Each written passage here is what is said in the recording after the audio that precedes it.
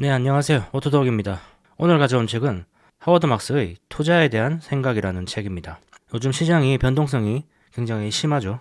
그럴 때 읽으면 굉장히 도움이 되는 그런 책이라서 한번 가져와 봤습니다. 하워드 막스라는 사람은 간단하게 소개를 드리면은 오크트리 캐피탈이라는 투자회사를 운영하고 있는데요. 주로 이제 부실 채권이라든지 그런 채권에 정크본드에 투자를 많이 하는 그런 회사입니다. 그리고 35년째 굉장히 좋은 수익률을 내고 있죠. 그리고 그것보다 이 사람이 투자자들한테 한 번씩 보내는 하워드 막스의 메모라는 이메일이 굉장히 또 투자자들한테 많은 도움이 돼서 유명합니다. 워렌 버핏도 그 하워드 막스의 메일이 오면은 가장 먼저 읽는다고 뭐 그런 얘기도 있기도 하죠. 하워드 막스의 투자 철학서라고도 할 수 있습니다. 초판본이 2011년에 나왔으니까 아주 최근에 나온 책은 아니고 그렇다고 아주 오래된 책도 아니죠. 금융위기 이후에 나왔으니까요. 이 책 이후에 또 하워드 막스의 투자와 마켓 사이클이라는 책도 제가 한번 소개를 해드렸었는데요. 그 책이 이 투자에 대한 생각이라는 이 책보다 조금 더 깊이 어떤 막스의 투자 철학 같은 것을 다루고 있기 때문에 그 책도 한번 보시길 추천드립니다.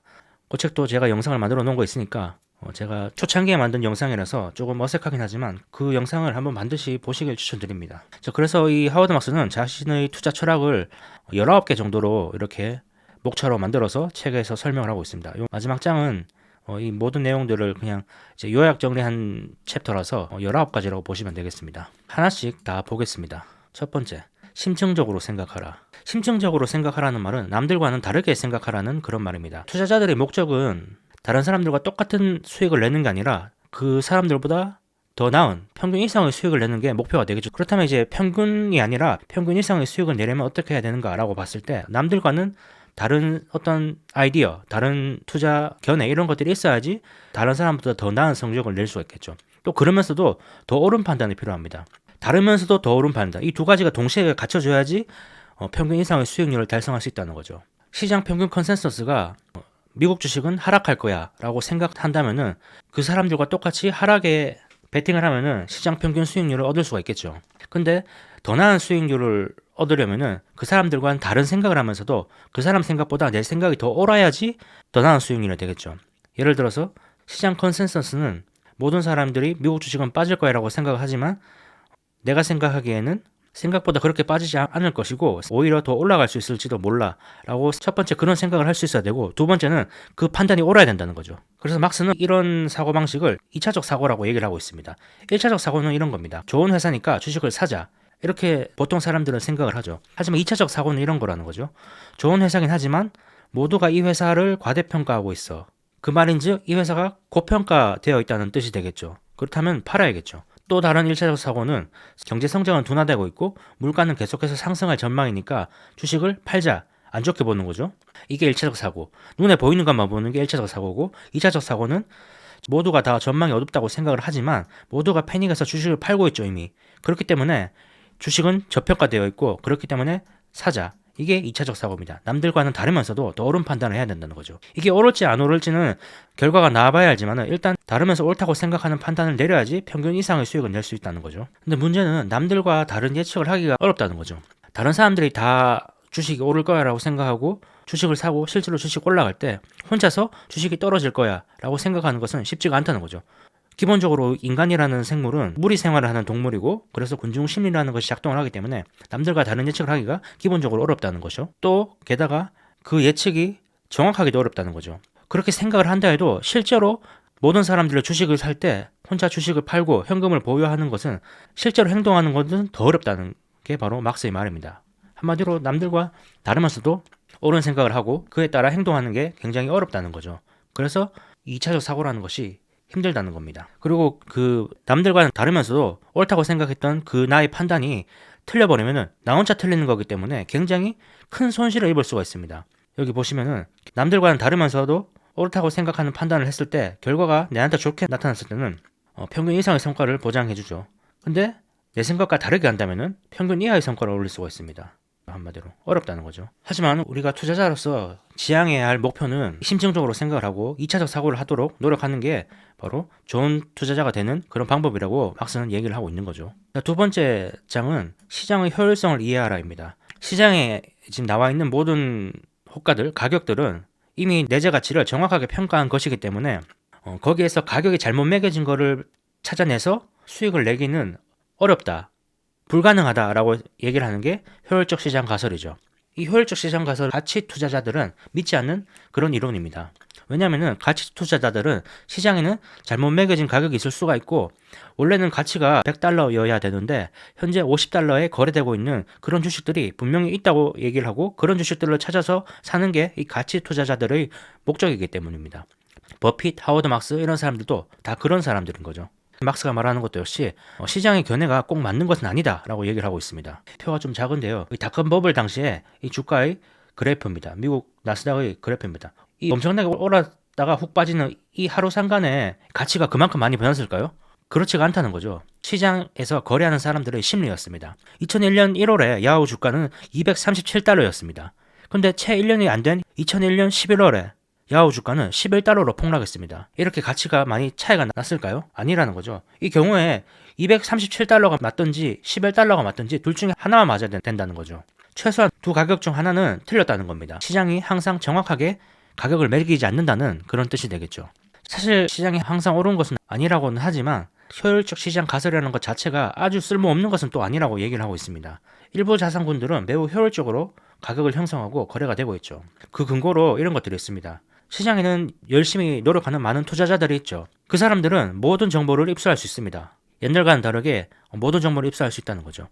그리고 그 투자자들은 모든 자산을 매수도 할 수 있고 매도도 할 수 있고 공매도도 할 수 있다라는 가정에서 보면은 시장이 자산에 매겨놓은 가격들이 매우 효율적이라고 가정을 할 수밖에 없죠. 그렇게 한다면은. 근데 여기에서 몇 가지 조금 의심스러운 그런 표현들이 있습니다. 그중 하나가 투자자들이 매우 현명하고 객관적이며 투자에 필요한 지식을 갖추고 있다. 바로 이 대목에서 객관성이라는 것이 조금 모호한 그런 표현입니다. 사람들의 심리라는 것은 항상 바뀌고 어떨 때는 공포에 휩싸였다가 어쩔 때는 탐욕에 휩싸였다가 하기 때문에 내가 아무리 객관성을 유지하려고 해도 내 옆에 있는 사람들이 돈을 벌거나 돈을 엄청나게 잃거나 이럴 때 객관성을 유지하고 거래하기가 힘들다는 겁니다. 내 객관적으로 생각했을 때는 이 야후의 주가가 237달러가 너무 비싸다고 생각을 하더라도 사람들이 사고 거기서 돈을 번다면은 내 객관성을 유지를 하기가 힘들다는 거죠. 사람의 심리가 작용되는 부분이기 때문에. 그래서 객관성이라는 부분, 이것 때문에 시장이 효율적이지 않다라고 얘기를 하고 있는 겁니다. 또 다른 것도 있는데요. 모든 사람들이 모든 자산을 대상으로 매수, 매도, 공매도를 하지 않는다는 겁니다. 어떤 사람들은 공매도만 하고 어떤 사람들은 매수만 하고 공매도는 하지 않기도 합니다. 그리고 또 주로 기관 투자자들을 봐도 전공 분야가 따로 있습니다. 주식을 하는 사람, 채권을 하는 사람. 이런 경우에 소수가 거래하는 시장 자산군에서는 시장에서 가격 발견 기능이 떨어질 수도 있다는 거죠. 어쨌든 이 가장 중요한 것은 이 객관성이라는 부분입니다. 사람의 심리가 작용을 하기 때문에 이 객관성을 유지를 하기가 힘들다. 그래서 시장에서 가격이 잘못 매겨질 수가 있다라고 얘기를 하는 겁니다. 이 시장에서 가격이 잘못 매겨질 수 있다라는 이 개념이 굉장히 중요합니다. 버핏도 그런 얘기를 했었습니다. 100달러짜리 지폐를 50달러에 산다라고 얘기를 했었죠. 그런 개념을 듣자마자 이해를 하는 사람도 있는 반면에 아주 오랜 시간 노력을 해도 그 개념을 이해를 못하는 사람도 있다고 버핏은 얘기를 했습니다. 이 개념을 이해를 해야지 우리가 가치 투자라든지 앞으로 모든 하는 투자에 있어서 좋은 결과를 만들어낼 수 있겠죠. 그래서 결론적으로 효율적 시장 가설은 틀렸습니다. 그 말은 시장은 비효율적이라는 거죠. 비효율적이기 때문에 우리한테 기회가 있는 겁니다. 그렇다면은 이런 질문을 해봐야 됩니다. 왜 비효율적이고 기회가 있는가? 저가 매수의 기회가 존재하는 이유가 무엇인가? 이런 질문을 해보고 그 자산군을 사야 된다는 거죠. 내 생각에는 100달러의 가치가 있는 자산인데, 주식인데 현재 50달러에 거래가 되고 있다면은 어떤 요소가 이 100달러짜리 주식을 50달러로 눌러놓고 있는가? 그 내용을 파악을 해야 된다는 거죠. 그 이유는 뭐 여러 가지가 될 수가 있겠죠. 단기적인 어떤 거시경제 리스크가 있을 수도 있고 대주주에 대한 여론이 안 좋아서 그럴 수도 있겠죠. 어쨌든 그 내용이 뭔지 알아보고 그게 해소가 될 거라고 생각하고 나서 매수를 해야 된다는 거죠. 이렇게 생각을 해봐야 될 겁니다. 지금 현재 이 50달러에 이 주식을 파는 사람들보다 정말로 내가 그 주식에 대해서 더 많이 알고 있는가? 이렇게 자문을 해봐야 되죠. 그 회사가 정말로 100달러짜리 주식이라면은 왜 다른 누군가 이미 50달러에서 사고 있지 않은가? 이런 질문들이죠. 막스는 이런 예시를 들고 있습니다. 이 교수님과 학생이, 제자가 길을 걸어가고 있는데 10달러짜리 지폐가 떨어져 있는 겁니다. 그래서 제자가 교수님한테 물어보죠. 지금 땅에 떨어져 있는 저 지폐가 10달러짜리 지폐가 아닌가요? 이렇게 제자가 물어보니까 교수는 이렇게 대답을 합니다. 그럴 리가 없지. 10달러짜리 지폐라면은 이미 누군가 집어가지 않았겠나. 이렇게 말이죠. 그리고 교수는 자리를 떠나고 이 제자는 10달러를 주어서 맥주를 사 먹겠죠. 여기 이 교수님이 학교에서 효율적 시장 가설을 가르치는 그런 교수님들이라고 생각을 하면 되겠습니다. 이렇게 생각하는 사람들이 많으면은 우리 같은 투자자들한테 기회가 많이 생기겠죠. 제가 계속 여러 영상에서 반복적으로 말하는 버핏의 말이 이건데요. 모든 해양 운수업자가 지구가 평평하다고 생각한다면 우리는 사업을 하기가 훨씬 수월할 거다. 지구가 평평하다고 생각하는 사람들을 시장에서 모든 가격과 가치가 일치하다는 생각을 가진 그런 투자자들을 대입하면 딱 맞겠죠.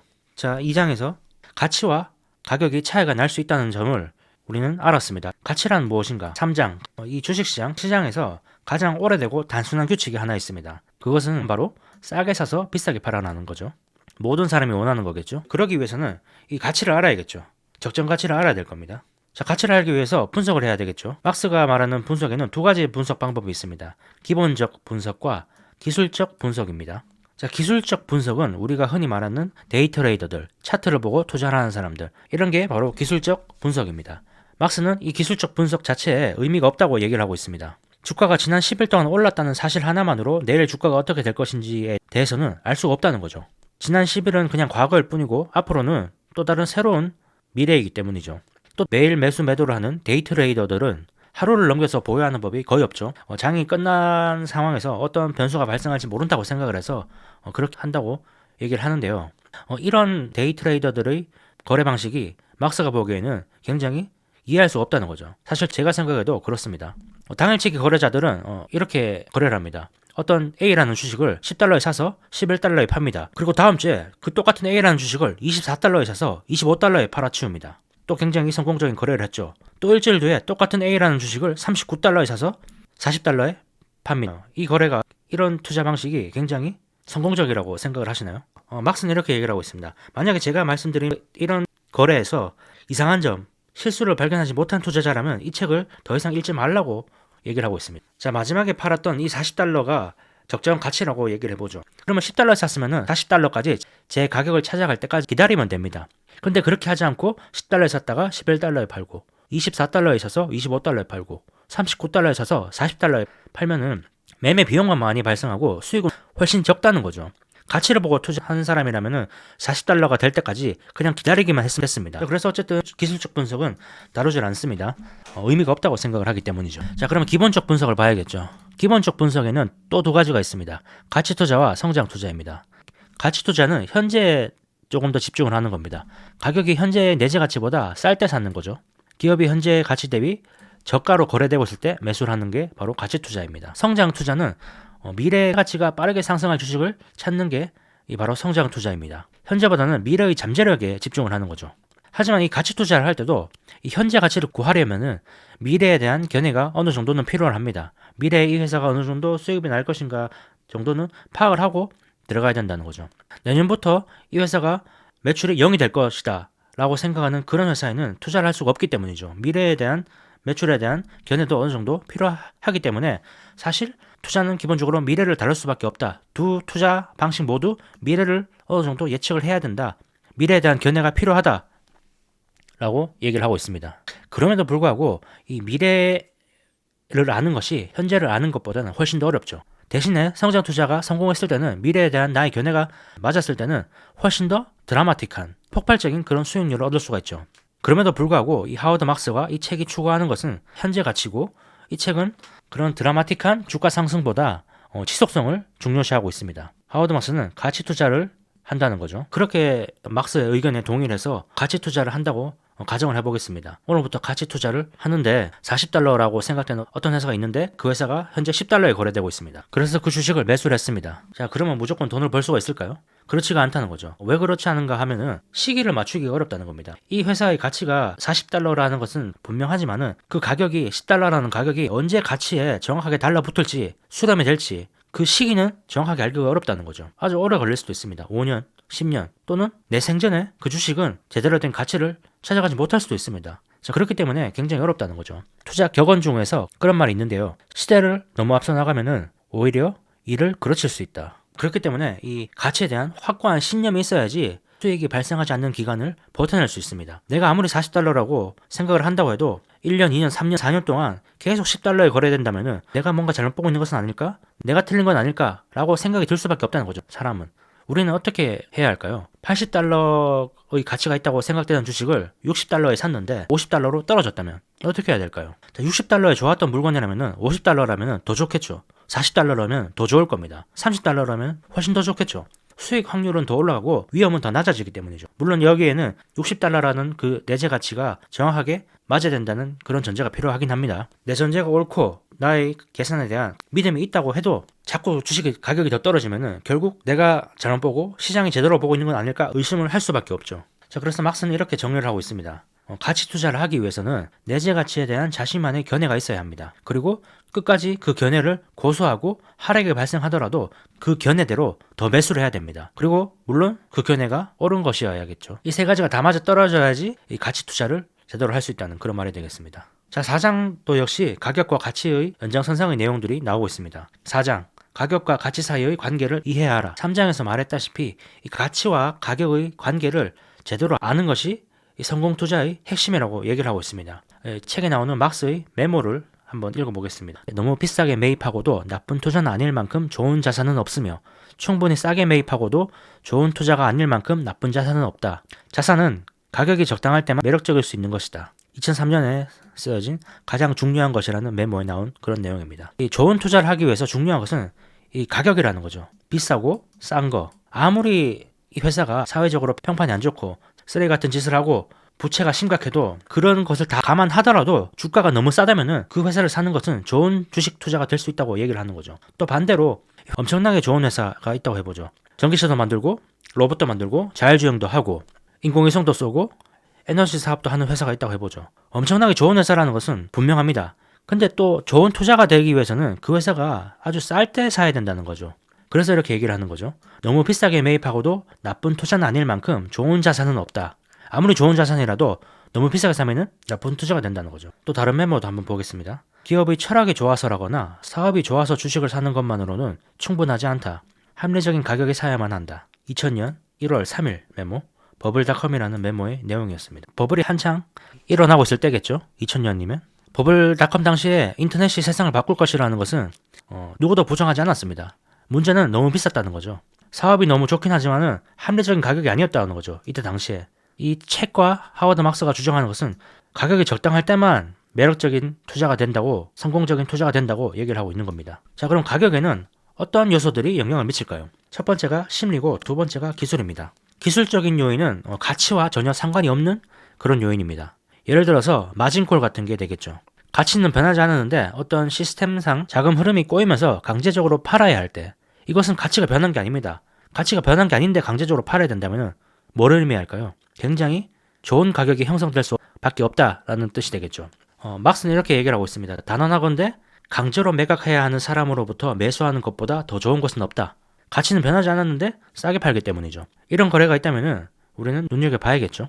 두 번째는 심리입니다. 투자자들의 심리죠. 이 투자를 하는 데 있어서 투자자들의 심리가 굉장히 중요하긴 하지만 굉장히 어렵습니다. 이 객관적으로 생각을 해야 되는데 심리에 얽매이지 않고 객관적으로 생각을 하려고 해도 다른 투자자들의 심리를 압박하는 그 요인이 나의 심리 역시 압박하기 때문입니다. 모든 사람들이 팔 때 안 팔기란 쉽지 않죠. 사기란 더 어렵습니다. 이 투자자들의 심리는 어떤 식으로 움직일까요? 투자자들이 이 탐욕이라는 심리에 휩싸이는 과정을 한번 보겠습니다. 이 버블이 생기는 과정, 이 투자자들이 탐욕에 빠지는 과정을 보면은 모든 거품은 다 진실로부터 시작을 합니다. 작은 진실로부터 시작이 되죠. 예를 들어서 17세기 네덜란드에는 모든 사람들이 이런 생각을 했습니다.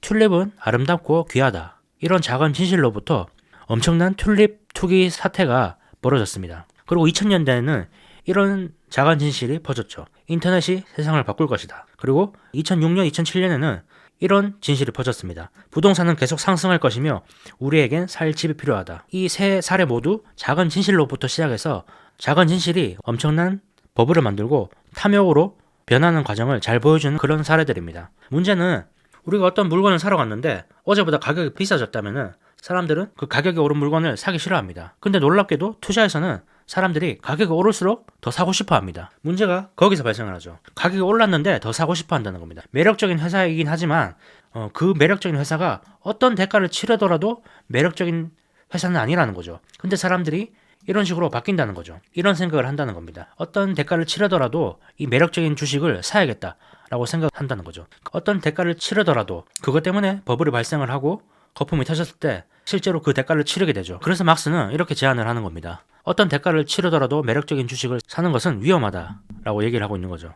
막스는 우리가 저가 매수에 집중을 해야 된다고 얘기를 하고 있습니다. 물론 그 저가 매수라는 것도 굉장히 어렵다고 앞에서 말씀을 드렸는데요. 내가 이 가치를 잘못 평가할 수도 있고 가치를 하락시킬 수 있는 어떤 사건이 발생할 수도 있기 때문입니다. 테슬라 같은 것을 투자해보면은 정말 많은 사건이 발생을 하죠. 좋은 쪽으로든 안 좋은 쪽으로든 말이죠. 내가 현재 생각했던 것 그 이상으로 굉장히 많은 일이 발생을 합니다. 테슬라를 투자를 할 때 이 테슬라의 일론 머스크가 트럼프를 지지하고 정부에서 일하게 될 줄은 아무도 예상을 하지 못했을 겁니다. 그런 변수들이 가치를 하락시킬 수도 있기 때문에 이 저가 매수라는 것이 가치 투자라는 것이 굉장히 어렵다고 얘기를 하고 있습니다. 그럼에도 불구하고 우리가 해야 될 것은 가치보다 싸게 사려고 노력을 하는 게 최선의 방법이라고 막스는 책에서 얘기를 하고 있습니다. 이번 장은 리스크에 대한 내용입니다.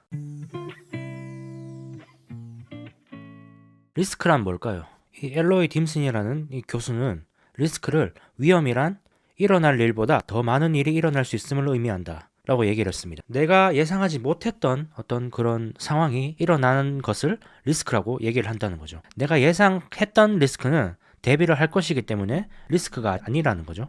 자, 그래서 우리가 리스크에 대해서 알기 위해서 첫 번째는 리스크에 대한 이해, 그 다음 리스크를 인지하는 방법, 그 다음 리스크를 제어하는 방법, 이렇게 해서 5장, 6장, 7장을 보겠습니다. 자, 리스크에 대해서 이해를 하기 위해서는 우선 위험 조정 수익률이라는 것을 알아야 됩니다. 리스크 대비 수익률이라고 하죠. 보통 리스크와 수익률의 상관관계를 이렇게 비례적으로 생각을 합니다.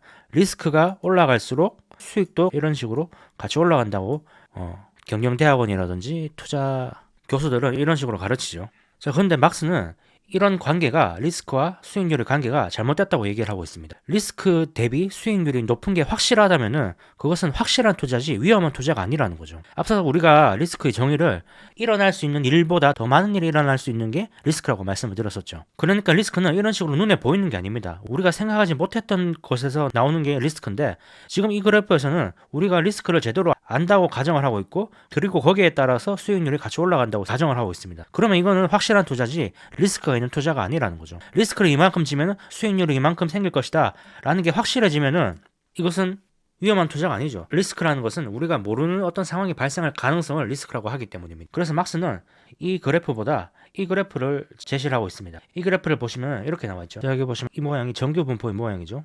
이 그래프는 이렇게 해석을 할 수 있습니다. 내가 이만큼의 수익률을 올리기 위해서 이만큼의 리스크를 질 때 이 지점에서 발생할 수 있는 일이 제일 많은 일이 이만큼이고 제일 적은 일이 이만큼이다 라고 볼 수 있죠. 가장 확률적으로 많이 일어날 일이 일어나면은 확실한 투자가 되지만은 내가 예상하지 못했던 어떤 블랙스완, 예상하지 못했던 그런 위험이 일이 생기면은 큰 손실을 입을 수도 있는, 그래서 리스크 대비 수익률을 올리려고 할수록 일어날 수 있는 일의 범위가 더 늘어난다 점점. 그러니까 고로 더 위험하다 이런 식으로 해석을 할 수 있겠습니다. 리스크 대비 수익률을 올릴수록 우리가 모르는 어떤 일이 일어날 수 있는 확률이 더 높아진다는 거죠. 리스크 대비 수익률을 올리려고 리스크를 올릴수록 그 지점에서 일어날 수 있는 일이 더 많아진다. 예상치 못했던 일이 일어날 수 있는 확률이 더 높아진다.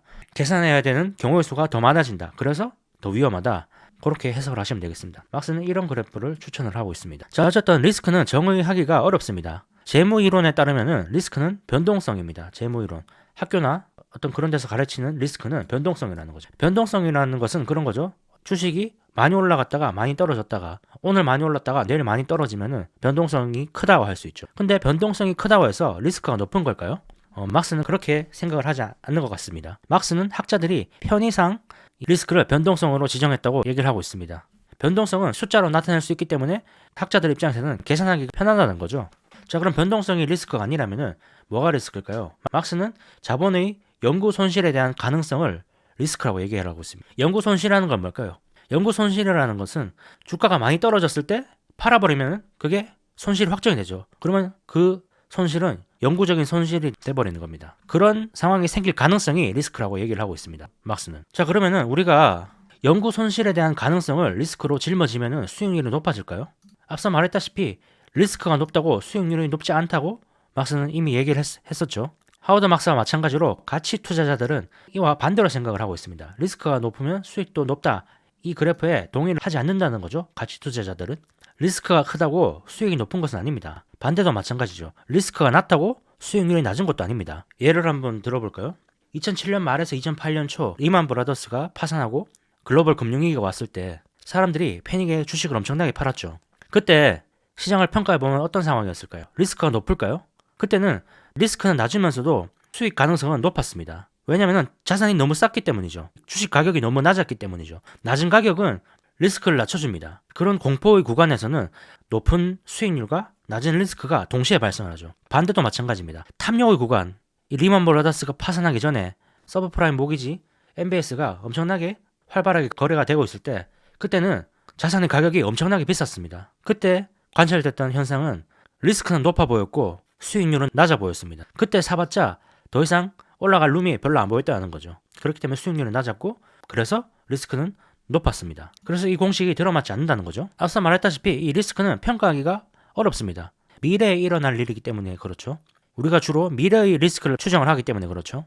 근데 이 미래와 마찬가지로 과거의 리스크 역시 평가를 하기가 힘듭니다. 시간이 흐른다고 해서 과거에 리스크가 있었는지 없었는지 평가하기가 어렵다는 거죠. 예를 들어서 어떤 주식을 100달러에 사서 1년 후에 200달러에 팔았다고 가정을 해보죠. 그럼 그 투자에서 그 당시에 내가 100달러의 주식을 살 당시에 리스크가 있었는지 없었는지 우리가 알 수 없다는 거죠. 안전하게 주식을 팔았다고 해서 그 당시에 리스크가 없었던 것은 아닙니다.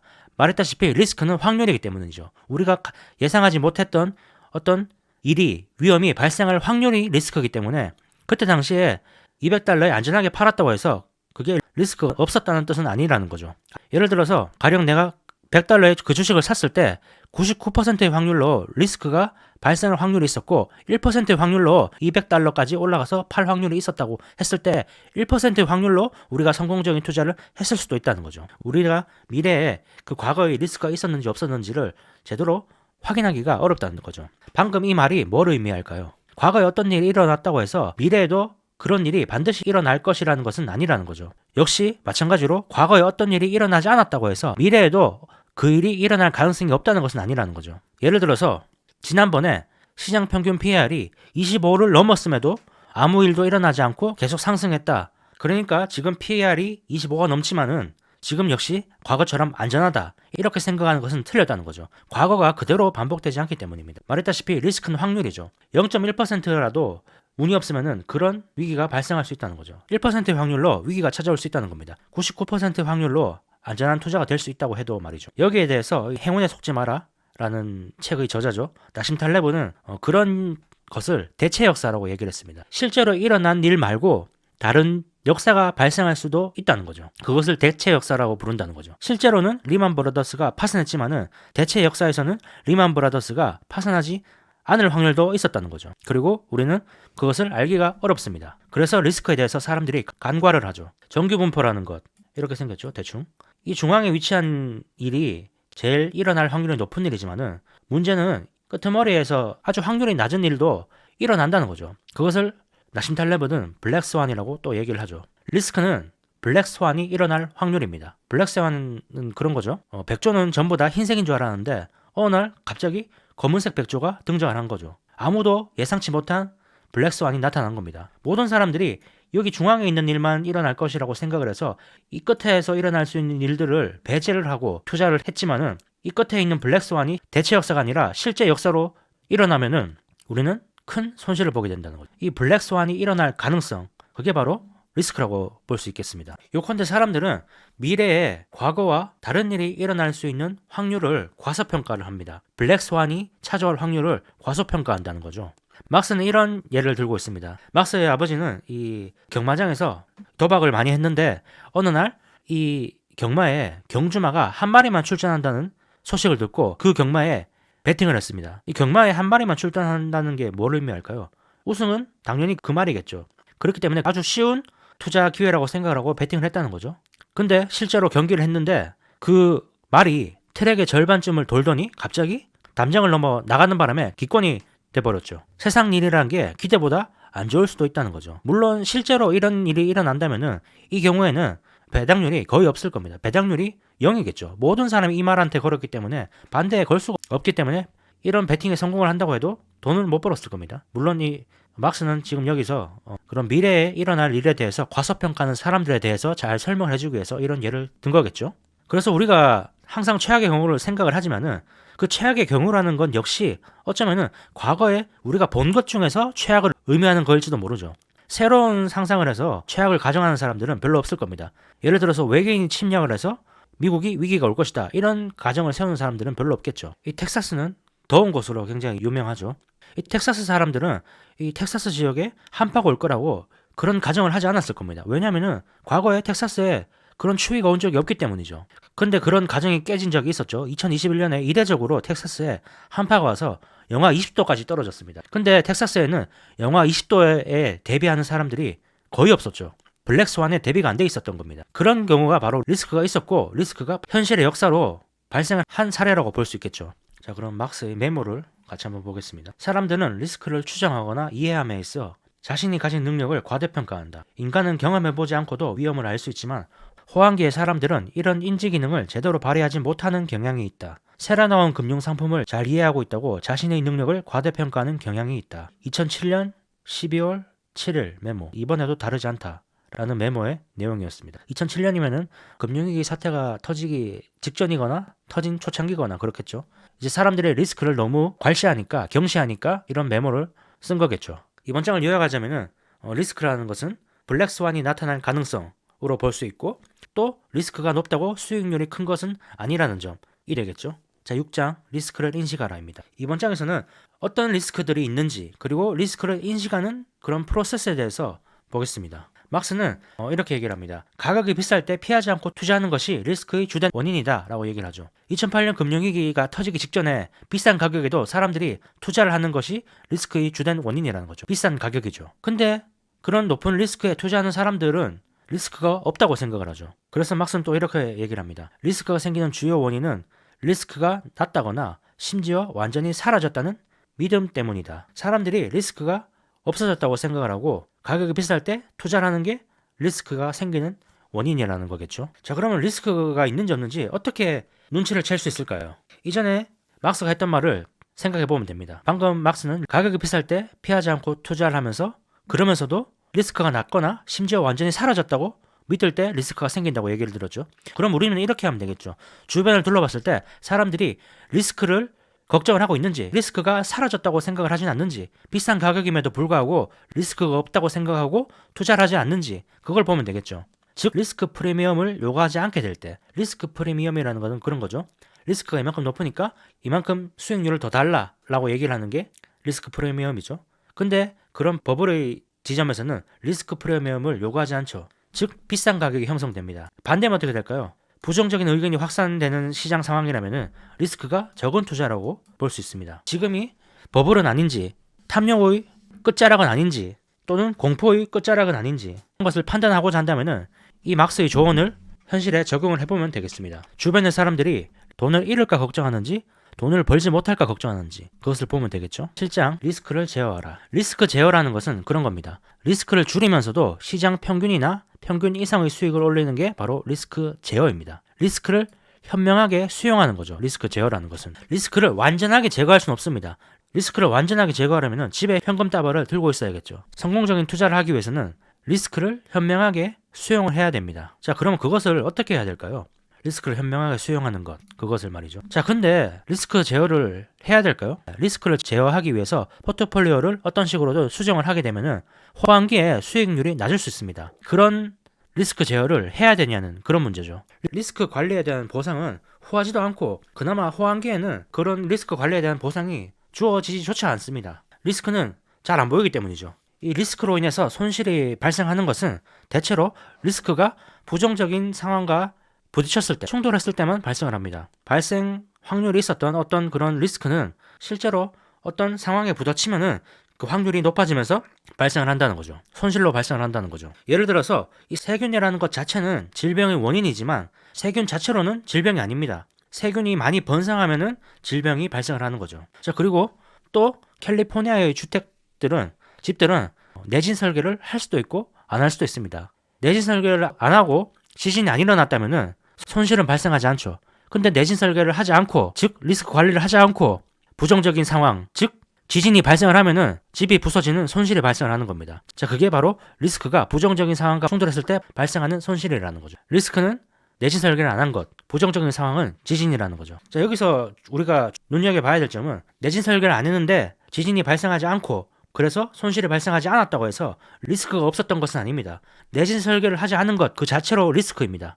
언제든 지진이 발생할 수 있기 때문이죠. 그렇기 때문에 우리는 손실이 발생하지 않았다고 해서 내 포트폴리오가 안전하고 리스크가 없었다고 생각해서는 안 된다는 거죠. 예를 들어서 미분양이 많아져서 많은 건설사들이 부도가 날 수 있었는데 정부가 이를 매수해줬습니다. 자, 그러면 결과가 좋게 나왔죠. 그렇다고 해서 리스크가 없었던 것은 아니라는 거죠. 또 반대로 부동산 경기가 좋을 때 스스로 리스크를 관리하기 위해서 스스로 LTV 제한을 두고 수용 가능한 범위 내에서만 대출을 받아서 집을 샀습니다. 그런 리스크 관리를 했는데도 불구하고 결론적으로 아무런 문제가 발생하지 않았습니다. 그런 경우에 내가 리스크를 잘 관리해서 손실이 발생하지 않았는 것인지 아니면 운이 좋아서 실제로 어떤 사태가 터지지 않아서 내가 손실을 발생하지 않은 것인지 알 수 없다는 거죠. 그래서 리스크 관리는 필요하다고 저자는 얘기를 하고 있는 거죠.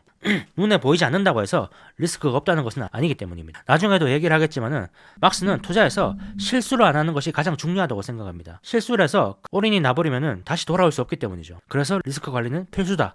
비록 수익률이 조금 적어질지라도 수익률이 많이 적어질지라도 리스크 관리가 우선시 되어야 된다라고 얘기를 하고 있는 겁니다. 자, 그럼 어떤 것이 리스크 제어일까요? 말했다시피 리스크 제어는 리스크를 줄이면서도 시장 평균이나 평균 이상의 수익을 올리는 것이 리스크 제어라고 말씀을 드렸죠. 자, 첫 번째 그래프를 한번 보실까요?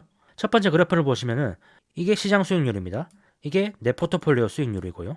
여기 보시면은 리스크는 시장과 내 투자 포트폴리오가 똑같습니다. 근데 수익은 이만큼 더 높죠.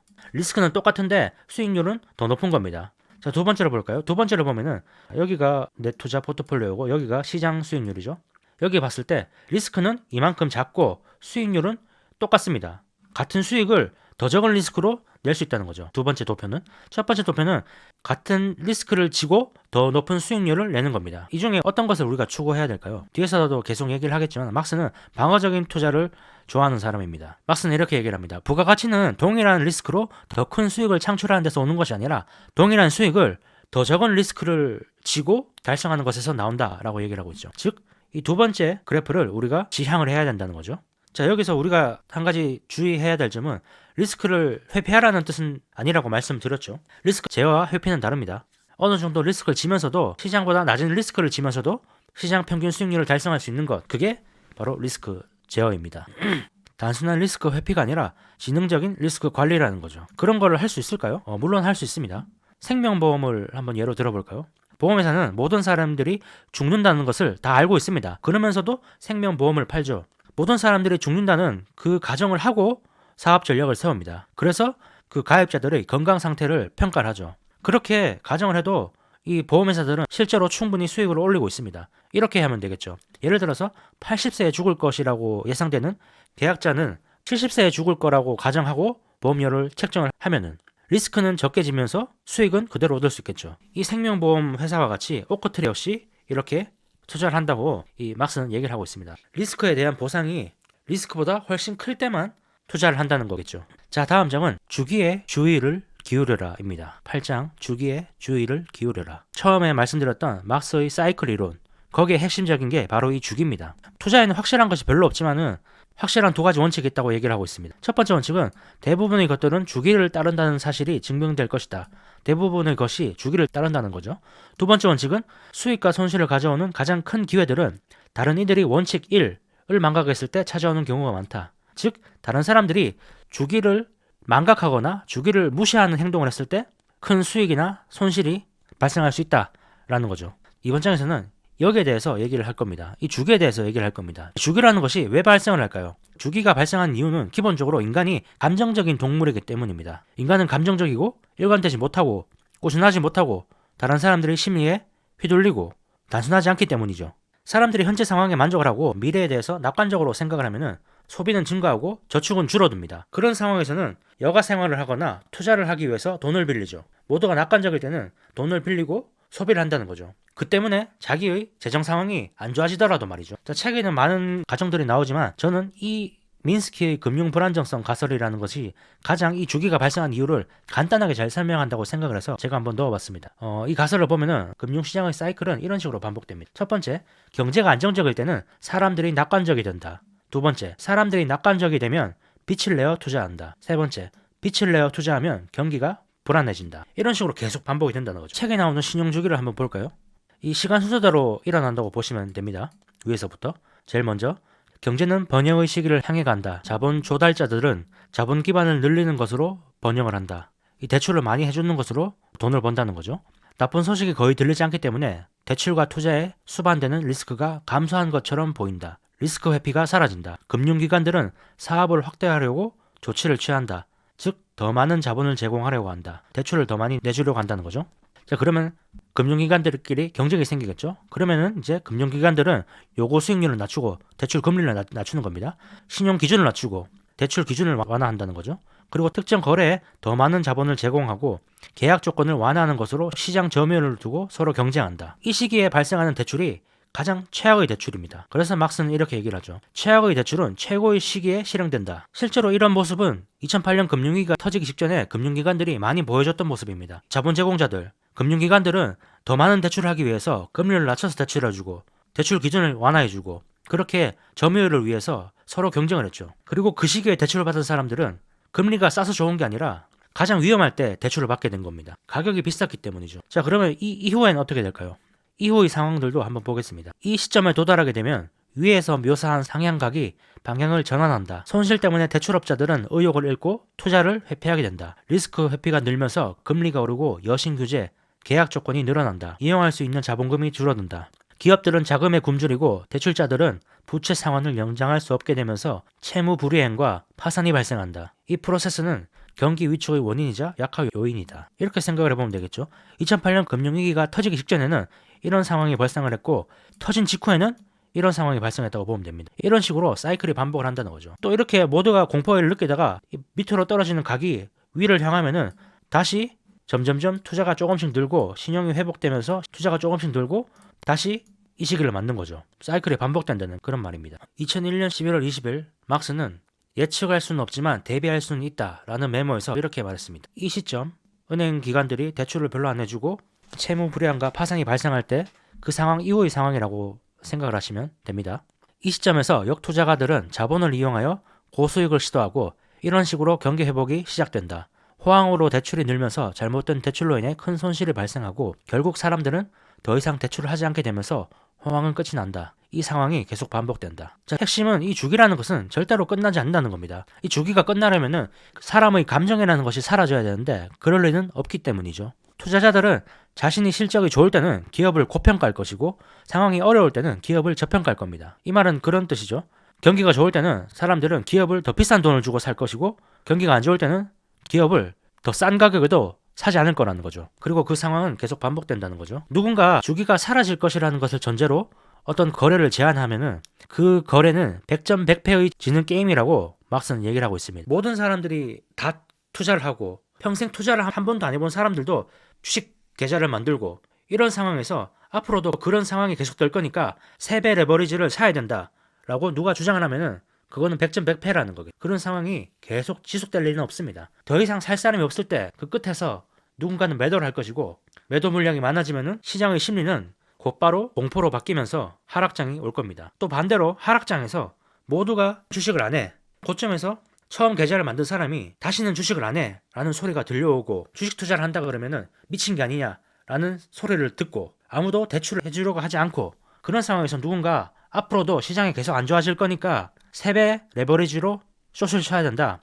떨어지는 것에 베팅을 해야 된다. 라고 주장을 하는 사람이 있다면 그건 역시 또 100점 100패라는 거겠죠. 주기는 반복된다는 겁니다. 자, 근데 여기에 문제가 있습니다. 언제 그 주기가 반대 방향을 향해서 움직일지는 우리가 알지 못한다는 거죠. 그런 아주 탐욕적인 사람들의 모습이 보임에도 불구하고 1, 2년 정도 계속 그런 모습이 보일 수가 있습니다. 그래서 다음 장에는 거기에 대해서 얘기를 해보겠습니다. 9장, 투자시장의 특성을 이해하라. 투자시장은 시계추의 움직임을 따른다. 이 시계추의 움직임이라는 것이 주기라고 생각을 하면 쉽습니다. 막스는 이 투자시장의 심리 변화가 마치 이 시계추의 움직임과 비슷하다고 얘기를 하고 있습니다. 시계추가 좌우로 움직이는 그 모양을 한번 상상해 보죠. 이 시계추가 좌우로 계속 움직이는데 이 시계추의 평균 위치는 어디일까요? 평균 위치를 하면 바로 여기겠죠. 중앙이겠죠. 이 시계추의 위치를 설명할 때 평균적 위치를 가장 잘 보여주는 지점은 바로 이 중앙일 겁니다. 근데 우리가 생각해보면 알죠? 실상 이 시계추가 중간에 위치한 시간은 매우 짧습니다. 보통 왼쪽 끝을 향해 움직이거나 오른쪽 끝을 향해 움직이고 있죠. 왼쪽 끝이 호황이고 오른쪽 끝이 불황이라고 생각을 해보시면 이해하기가 쉽습니다. 호황과 불황 사이, 긍정적인 사건과 부정적인 사건의 사이, 고평가와 저평가의 사이, 투자시장은 이 양극단을 계속 왔다 갔다 하고 있습니다. 중간에 적정한 가격에 머무르는 기간은 별로 없죠. 이 시계추의 움직임을 리스크에 대입해서 한번 보겠습니다. 리스크는 크게 두 가지가 있죠. 기회 리스크와 손실 리스크. 기회 리스크는 그거죠. 기회를 놓치는 리스크. 투자를 못해서 수익을 보지 못할 리스크가 기회 리스크입니다. 그리고 손실 리스크는 말 그대로 손실을 볼 리스크겠죠. 투자를 해서 손실을 볼 리스크겠죠. 이 시계추의 양극단에서 이 리스크가 하나씩 두드러지게 나타납니다. 2007년 초를 한번 생각해보죠. 금융위기가 터지기 직전 많은 사람들은 리스크가 사라졌다고 믿었습니다. 이때 주식 투자를 하지 않은 사람들은 이 바보로 보였죠. 멍청이로 보였죠. 이때 주식 투자를 하지 않고 주택 매수를 하지 않은 사람들은 바보로 보였을 겁니다. 즉 이때는 사람들이 기회를 잃을까봐 더 두려워했습니다. 탐욕의 구간이었죠. 자, 그러다가 시간이 흘러서 2008년이 돼서 금융위기가 발생을 했습니다. 이때는 어떻게 사람들이 행동했을까요? 이때는 투자 기회를 놓칠까봐 걱정하는 사람들은 없었습니다. 이때 사람들은 오로지 자신의 자금 손실을 두려워했죠. 공포의 구간이었습니다. 탐욕과 공포의 사이클이죠. 시장 상황이 좋고 가격이 오르면은 투자자들은 신중함을 잊고 매입을 서두릅니다. 그러다가 거품이 붕괴되고 혼란이 오면은 그때는 자산이 저가 상태인데도 불구하고 투자자들은 리스크를 감수할 의지를 잃고 매도하기에 급급합니다. 그리고 이런 상황은 계속 반복을 한다는 거죠. 시계추의 한쪽 끝에선 공포와 손실 두려움이 보이고 또 반대쪽 끝에선 탐욕과 기회를 놓칠까 두려워하는 사람들이 보입니다. 이런 식으로 강세장과 약세장이 계속 반복이 되죠. 이런 식으로 강세장과 약세장이 계속 반복됩니다. 막스는 강세장의 3단계를 이렇게 정의를 하는데요. 한번 보죠. 1단계, 소수의 미래지향적인 사람들이 상황이 호전될 것이라고 믿기 시작할 때. 2단계, 대부분의 투자자들이 실제로 상황이 호전되고 있다는 것을 알게 될 때. 3단계, 모두가 상황이 계속해서 호전될 것이라는 결론을 내릴 때. 자, 강세장은 이런 식으로 발생하겠죠. 주가가 떨어지다가 어느 순간 멈추고 슬슬슬 돌아설 때, 이때 이제 강세장 1단계, 2단계, 3단계 발생합니다. 중요한 것은 모두입니다. 모두가 상황이 계속해서 호전될 것이라는 결론을 내릴 때. 자, 모두가 그렇게 생각하면은 다시 사이클이 밑으로 떨어집니다. 약세장이 오는 거죠. 자, 약세장의 3단계도 한번 보겠습니다. 약세장의 3단계. 1단계, 소수의 신중한 투자자들이 강세가 만연해 있음에도 불구하고 상황이 언제나 장밋빛일 수는 없다는 것을 인식할 때. 2단계, 대부분의 투자자들이 상황이 악화되고 있음을 인식할 때. 그리고 3단계, 모든 사람들이 상황이 악화될 수밖에 없음을 인식할 때. 여기가 1단계, 2단계, 3단계입니다. 여기서도 중요한 것은 모든 사람들입니다. 모든 사람들이 상황이 악화될 거라고 생각했으면 팔 사람들은 다 팔았겠죠. 그러면 이제 다시 강세장의 3단계로 들어가는 겁니다. 소수의 미래지향적인 사람들이 이 시기에 투자를 하는 거죠. 약세장의 3단계에 투자를 하는 거죠. 이런 식으로 계속 반복이 된다는 거죠. 이건 역시 시계추의 움직임입니다. 자, 근데 이전 장에서 우리가 주기에 따르기 위해서 모든 사람들이 탐욕에 가득 찼을 때 리스크를 관리하고 현금을 만들고 이런 리스크 관리를 한다고 해도 문제가 있다고 말씀을 드렸습니다. 그것은 이 시계추의 움직임에서도 마찬가지죠. 그 문제는 우리가 절대로 알지 못하는 것 때문에 발생을 합니다. 우리가 절대로 알지 못하는 것이 네 가지가 있다고 막스는 얘기를 하고 있는데요. 첫 번째가 추가 아치를 그리며 얼마나 멀리 움직일 것인가, 그것을 모른다는 거죠. 이 시계추의 움직임을 한번 생각을 해보죠. 여기가 중앙이라고 칩시다. 지금이 오른쪽 끝의 상황이라고 한번 생각을 해보죠. 이 끝의 상황에서 본인이 생각했을 때 사람들이 너무 탐욕적이다 라고 생각해서 여기서 주식을 조금 팔고 현금을 보유하면서 리스크를 제어하려는 시도를 했습니다. 근데 이 시계추가 어디까지 움직일지는 알 수 없다는 거죠. 이까지 움직일 수도 있고 이까지 움직일 수도 있습니다. 주식을 팔았는데 주가가 계속해서 더 가파르게 오른다면은 그럴 때 계속 현금을 보유하고 있기는 굉장히 어렵죠. 자, 그리고 두 번째 우리가 알지 못하는 것은 무엇이 움직이던 추를 멈추게 하고 반대 방향으로 되돌아오게 하는가 라는 게 되겠습니다. 자, 앞서서 그런 얘기를 했었죠. 리스크라는 것은 어떤 부정적인 사건과 충돌했을 때 발생을 한다. 어떤 부정적인 상황이 생길지 우리가 알 수가 없다는 거죠. 전쟁이 터질지도 모르고 코로나가 올지도 모르고 어떤 그런 부정적인 상황이 생겼을 때 시계추는 반대 방향으로 움직일 텐데 무슨 일이 터질지는 알 수 없다는 거죠. 세 번째, 방향 전환이 언제 일어날 것인가. 이거는 1번과 비슷한 내용이죠. 언제 반대쪽 방향으로 갈지 모른다는 거죠. 그리고 반대 방향으로 또 얼마나 멀리 움직일 것인가. 보통 거품이 심하면은 폭락도 심하죠. 그렇긴 하지만 사람들의 심리라는 것은 예측하기가 어려워서 이 반대쪽으로 얼마나 더 빠질지 그건 역시 알 수 없다는 거죠. 자, 이런 것들은 우리가 알 수 없습니다. 알 수 없는 것들에 집중하기보다는 우리가 알 수 있는 것에 집중을 해야겠죠. 자, 우리가 알 수 있는 확실한 것은 이 전장의 첫 번째에서 말씀드린 그 내용입니다. 주기는 계속 반복된다는 거죠. 시계추의 움직임은 계속 반복될 것이고 극단적인 시장의 움직임에는 반드시 반전이 있을 거라는 거죠. 또 그로 인해서 시계추가 한쪽 방향으로 영원히 계속 움직일 거라고 믿는 사람들은 손실을 입을 겁니다. 이건 역시 우리가 알 수 있는 거죠. 또 그렇기 때문에 그 시계추의 움직임을 이해하는 사람들은 엄청난 이익을 낼 수 있습니다. 대부분의 사람들은 이 시계추의 움직임을 믿지 않기 때문이죠. 믿지 않는다기보다는 간과하기 때문이죠. 뒤에서도 얘기하겠지만 사람들은 역사를 간과합니다. 금방 망각해버리죠. 새로운 자산이 탄생을 하고 거기에 엄청난 자금이 몰리면서 가격 상승이 일어나면은 이 위기를 한 번도 경험해보지 않은 사람들, IMF, 닷컴 버블, 금융위기 이런 것들을 경험해보지 않은 신세대들, 20대, 30대들이 나타나서 시계추가 한쪽 방향으로 계속 갈 것이냐? 그렇게 얘기를 하면서 전파를 합니다. 그때 이 하워드 막스나 워렌 버핏 같은 투자자들은 이 새로운 기술을 이해하지 못하는 뒷방 늙은이 취급을 당하죠. 그러나 우리는 주기가 반복한다는 사실도 알고 역사도 알기 때문에 앞으로 더 상승할 수는 있지만 결국에는 반대 방향으로 갈 수밖에 없다는 것을 인지를 하고 있어야 됩니다. 시계추와 사이클 이론, 여기에 대해서는 계속 말씀드리지만은 이 하워드 막스의 투자에 대한 생각 다음 책인 투자와 마켓 사이클 법칙이라는 책이 굉장히 잘 설명을 하고 있습니다. 그 책의 내용만 이해를 할 수 있다면 많은 실수를 줄일 수 있을 겁니다. 그리고 시장이 오랫동안 살아남으면서 투자 수익을 계속 올릴 수 있을 거라고 확신을 합니다. 물론 그 책에 동의를 하지 않는다면 막스의 조언대로 하지 않을 거기 때문에 그 부분은 예외입니다. 막스의 시계추의 움직임과 역사가 반복된다는 이런 투자 철학에 동의를 하신다면 그 책의 내용을 꼭 한번 보시길 추천드립니다. 그 책은 제가 영상을 만들어 놓은 게 있으니까 한번 보시길 추천드립니다. 하워드 막스의 투자에 대한 생각 10장 부정적 영향과 맞서라. 자, 투자에서 실수는 왜 발생을 할까요? 기본적으로 투자는 인간이 하는 것이기 때문입니다. 그리고 인간은 감정을 가지고 있죠. 즉 실수는 인간의 감정 때문에 발생을 합니다.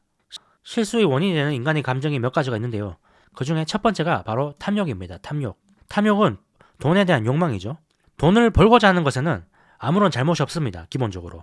누구나 다 돈을 벌고 싶어 합니다. 만약 누군가 나는 돈 같은 것에는 관심이 없어 라고 얘기를 한다면 그 사람이야말로 의심해봐야 될 사람이라고 말씀을 드릴 수 있겠습니다. 돈을 벌고자 하는 욕망에는 아무런 잘못이 없습니다. 자, 문제는 이런 욕망이 이 탐욕으로 변할 때 발생을 합니다. 탐욕이 발생을 하면은 상식이라든지 리스크를 회피하려는 심리, 신중함, 분별력, 논리, 과거의 교훈, 의지, 두려움 이런 요소들을 다 무시를 해버립니다. 돈을 벌고 싶다. 이 문장에는 아무런 문제가 없습니다. 자, 근데 앞에 하나가 더 묻습니다. 어떤 대가를 치르더라도 돈을 벌고 싶다. 이러면 이제 문제가 발생한다는 거죠. 자, 두 번째 실수가 발생하는 원인은 공포입니다. 인간의 공포. 이것도 역시 심리적 요소죠. 탐욕이 반대쪽으로 과잉이 되면 공포가 됩니다. 이 공포심은 투자자로 하여금 필요할 때 필요한 행동을 하지 못하게 만듭니다. 주가가 아주 많이 빠졌을 때 매수를 하지 못하게 한다는 거죠. 세 번째 요소는 과거를 무시해버리는 사람들의 그런 경향입니다. 이번에는 다르다 라고 생각을 하는 그런 심리겠죠. 투자라는 것은 의심이 반드시 필요합니다. 의심을 하고 계속 경계를 해야지 안정적인 투자를 할 수 있습니다. 피터팬 연극을 볼 때 옆자리에 앉은 동행자가 저기 와이어가 보인다 이런 몰입감을 방해하는 말을 하면은 분위기가 깨지죠. 단지 그 상황을 즐기고 싶을 뿐인데 말이죠. 그런데 투자는 재미를 위해서 하는 게 아닙니다. 그래서 계속 의심하고 경계해야 된다는 거죠. 다시 말해서 투자에는 상당한 불신이 필요합니다. 의심하지 않으면 손실이 발생하기 때문이죠. 이 사람들은 금융위기 이전에 주택버블에서 이 의심을 하지 않았습니다. 주가가 계속 올라오고 탐욕이 발생을 하면은 사람들은 이 의심을 멈추게 된다는 거죠. 이번에도 역시 저번처럼 이 버블이 터지지 않을까? 이렇게 의심하는 사람들이 없어졌다는 거겠죠. 자, 사람들이 왜 이렇게 과거를 무시하는, 과거가 반복되지 않을 거라는 그런 착각을 하게 되는 걸까요?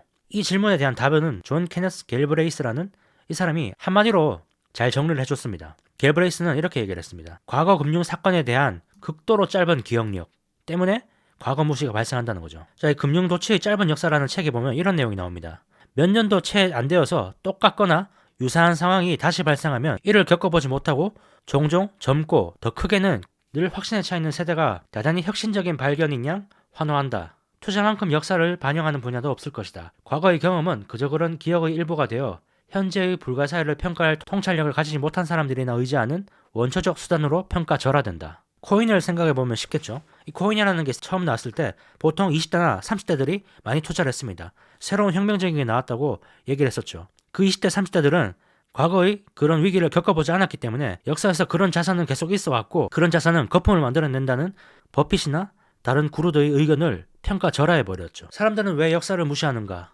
과거 금융 사건에 대한 극도로 짧은 기억력 때문입니다. 어떤 투자자가 멍거한테 투자자라면 뭘 공부하면 좋을까요? 라고 물었을 때 멍거는 금융 역사를 공부하는 게 중요하다, 도움이 될 거다 라고 얘기를 한 적이 있었죠. 우리는 금융 역사를 공부함으로 인해서 실수를 해보지 않고도 실수를 경험할 수 있고, 그로 인해서 미래에 발생할 수 있는 실수를 줄일 수 있습니다. 인간은 그런 능력이 있다는 거죠. 그리고 그런 역사를 공부하면은 그런 능력이 더 키워집니다. 그래서 저도 그런 위기나 과거 버블이라든지 위기라든지 그런 것들을 설명해주는 책을 몇 번 소개를 해드렸었죠. 그 중에서 폴 크루먼의 불황의 경제학이라는 책을 한번 소개를 해드렸었는데요. 그 책 영상도 한번 보시길 추천드립니다. 한국의 IMF 위기도 나와 있고, 남미 위기, 그리고 미국의 금융 위기 내용들이 잘 나와 있으니까 금융 역사를 한번 공부해보고 싶으신 분들은 그 책을 한번 보시길 추천드립니다. 실수를 만들어내는 인간의 심리. 네 번째는 대중심리입니다. 대중심리. 이 다른 사람들의 의견에, 다수의 의견에 따르는 그런 심리죠. 비록 그것이 비현실적이더라도 말이죠. 그 기저에는 우리가 인간이라는 동물이 기본적으로 무리 생활을 해왔던 동물이기 때문입니다. 100명으로 이루어진 인간의 무리가 전부 다 강을 건너서 저쪽으로 가는데 나 혼자 저쪽으로 가면 먹을 게 없을 거야 라고 생각을 하고 강을 건너지 않고 그대로 남아있다면 그 인간은 살아남지 못하겠죠. 그쪽으로 간 사람들만 보통 살아남았을 겁니다. 거기에 실제로 위협이 있다고 해도 말이죠. 위협이 있다고 해도 혼자서는 살아남기가 어렵기 때문이죠. 그런 어떤 원시적인 뇌를 우리는 아직도 가지고 있기 때문에 군중심리에 저항하기는, 대중심리에 저항하기는 굉장히 어렵습니다. 이 솔로몬 애쉬라는 교수는 심리 실험을 한 가지 했는데요. 그룹을 나눠서 시각 자료를 보여줬는데 각각 그룹에서 단 한 명씩만 제외를 하고 모두 이 교수로부터 틀린 답변을 해달라는 요청을 받았습니다. 즉 한 명만 빼고 다른 사람들은 모두 거짓을 답변하기로 합의가 된 상황인 거죠. 그 사실을 알지 못하는 이 한 명 남은 사람은 아주 난처한 상황이 되겠죠. 자기가 본 그대로 말을 해야 되냐, 아니면 다른 사람들이 봤다고 얘기하는 것과 똑같은 것을 얘기하느냐, 이 두 가지의 갈림길에서 고민하고 있을 겁니다. 근데 놀라운 것은 많은 사람들이, 그 실험의 대상자들이 다른 사람들의 말을 따라했습니다. 그 답이 틀렸다는 게 명확한데도 말이죠. 분명히 자신은 고릴라를 봤는데 전부 다 호랑이라고 얘기를 하니까 갑자기 호랑이라고 얘기를 한다는 겁니다. 이런 실험들은 아주 많죠. 제가 이전에 소개해드렸던 생각에 관한 생각을 보면 군중심리에 대한 내용이 잘 나와 있습니다. 거기에는 또 이런 심리가 있습니다. 엘리베이터 문이 딱 열렸는데 안에 타고 있는 5명의 사람들이 모두 벽 쪽을 보고 있으면은 이 새로 타는 사람들도 보통 벽 쪽을 보고 탄다는 거죠. 이게 군중심리를 잘 보여주는 실험이 되겠습니다. 이 생각에 관한 생각이라는 책도 한번 보시길 추천드립니다. 시장 심리를 따라야 한다는 그런 압박감, 다른 사람들이 매수하고 있으니까 나도 매수해야 된다는 그런 압박감이겠죠. 거기에다가 돈을 벌고 싶다는 그 욕망, 탐욕이 합쳐지면은 사람들은 이치에 맞지 않는 행동을 하게 됩니다. 실수를 만들어내는 5번째 요인은 시기심입니다. 시기심. 앞서 첫 번째가 탐욕이었죠. 탐욕은 다른 사람의 것과 비교를 하게 됐을 때 더 강해집니다. 이 멍거도 그런 말을 했었죠. 우리가 하지 말아야 될 한 가지는 바로 질투심, 시기심이라고 얘기를 했었죠. 대부분의 사람들은 다른 이들이 자신보다 돈을 더 많이 벌 때 방관하기가 결코 쉽지 않습니다. 옆자리에 앉은 투자도 하나도 모르던 저번 주에 계좌를 처음 만든 직장 동료가 돈을 벌고 있으면은 거기에서 그 상황을 무시하기가 쉽지 않다는 거죠. 시기심을 잘 표현해주는 그런 실험도 있죠. 어떤 사람한테 1억을 준다고 얘기를 하고 대신에 당신이 세상에서 가장 싫어하는 사람에게 5억을 줄 거다. 그래도 괜찮겠느냐? 라는 그런 실험을 했었죠. 내가 1억을 받는 대신에 내가 가장 싫어하는 사람이 5억을 받는다면은 거기에 동의를 하겠느냐? 라는 거죠. 많은 사람들이 거기에 동의를 하지 않았다고 합니다. 그냥 생각을 했을 때는 당연히 1억을 받는 게 객관적으로는 이득이죠. 근데 이 시기심이 작동을 하기 때문에 내가 1억을 안 받더라도 내가 제일 싫어하는 사람이 5억을 받는 꼴은 못 본다 이거죠. 그래서 시기심이 아주 크게 작동을 한다. 실수를 만드는 요소이다. 라는 말이 되겠습니다. 실수를 만들어내는 인간의 심리 6번째는 자아입니다. 책에는 자아라고 나와 있는데 좀 더 쉽게 이해를 하기 위해서 인정욕구라고 제가 번역을 해서 바꿔서 설명을 해보겠습니다. 경기가 좋을 때는 정확하지도 않고 신중하지도 않고 큰 리스크를 진 투자가 종종 최고의 결과로 이어지죠. 그럴 경우에는 모든 사람들로부터 인정을 받게 됩니다. 그런 인정은 자아에 아주 큰 보답을 하게 되죠. 모든 사람이 존경하는 그런 현명한 투자자가 되는 것은 굉장히 즐거운 일입니다. 자아가 굉장히 좋아한다는 거죠. 이 반면에 신중한 투자자들은 위험에 동참하려 하지 않습니다. 이런 인정 욕구를 억제하기 때문이죠. 이렇게 자아를 억제하는 것, 이런 행동은 장기간 부를 창출하는데 굉장히 중요한 요소입니다. 근데 단기간에는 큰 만족감을 주지 못하죠. 겸손, 신중함, 리스크를 제어하는 사람들은 인기를 얻지 못합니다. 즉 자아를 위해서, 인정을 받기 위해서 무리한 투자를 하면 안 된다는 거겠죠. 그러면 실수를 할 수가 있다 라는 뜻이 되겠습니다. 자, 마지막은 포기입니다. 포기. 시장의 주기의 후반부에 주로 보이는 투자자의 행동이죠. 자, 버블이 끝일 수도 있고 폭락의 끝일 수도 있습니다. 여기서도 포기가 발생하고 여기서도 포기가 발생을 합니다. 이 끝에서는 포기하고 매수를 하죠.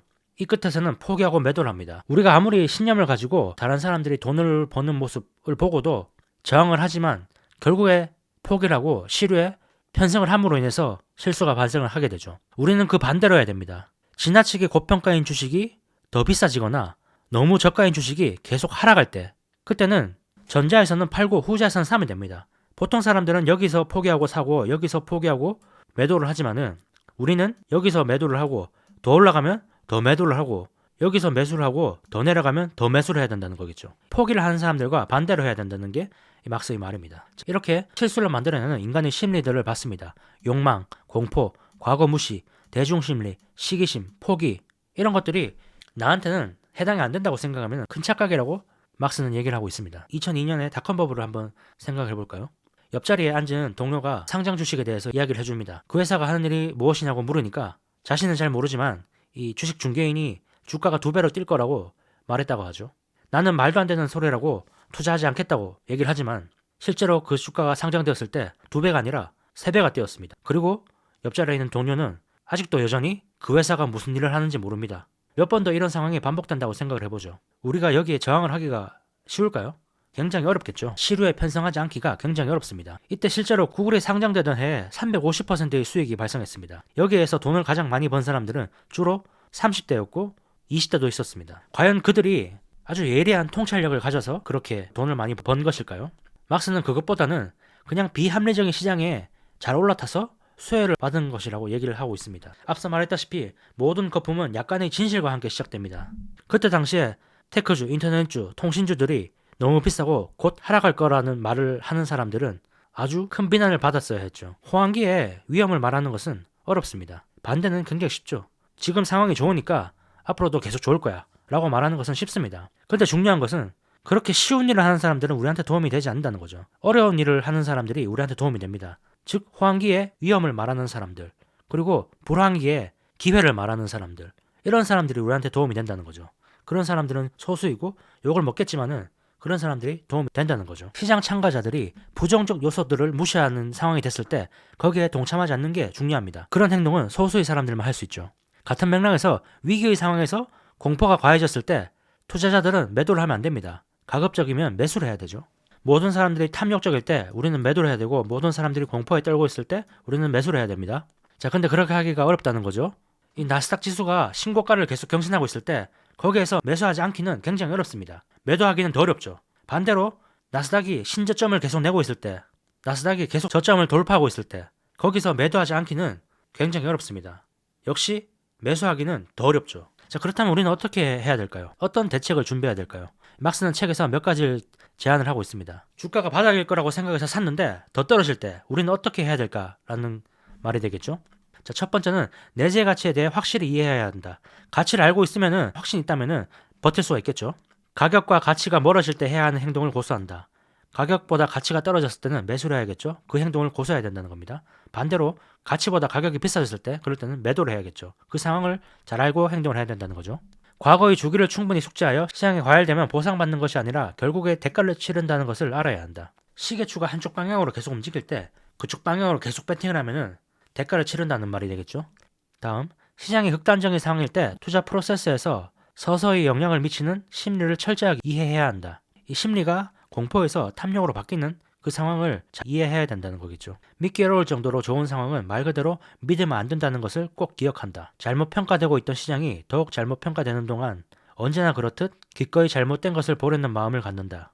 잘못 평가되고 있는 시장, 예를 들어서 아주 고평가되고 있고 버블이 발생하는 시장에서 이 잘못된 평가가 계속 더 지속될 때, 즉 버블이 더 발생할 때 여기에서 우리는 군중 심리에 따라서 매수를 하는 것이 아니라 이전까지 해왔듯 기꺼이 이것이 잘못된 것이라고 생각하려는 마음을 가져야 된다는 거겠죠. 그리고 마지막, 같은 마음인 친구들과 동료로부터 지지를 서로 주고받는다. 이런 사람이 있을지 없을지 모르겠지만 있다면은 동료들과 같이 한다면은 도움이 되겠죠.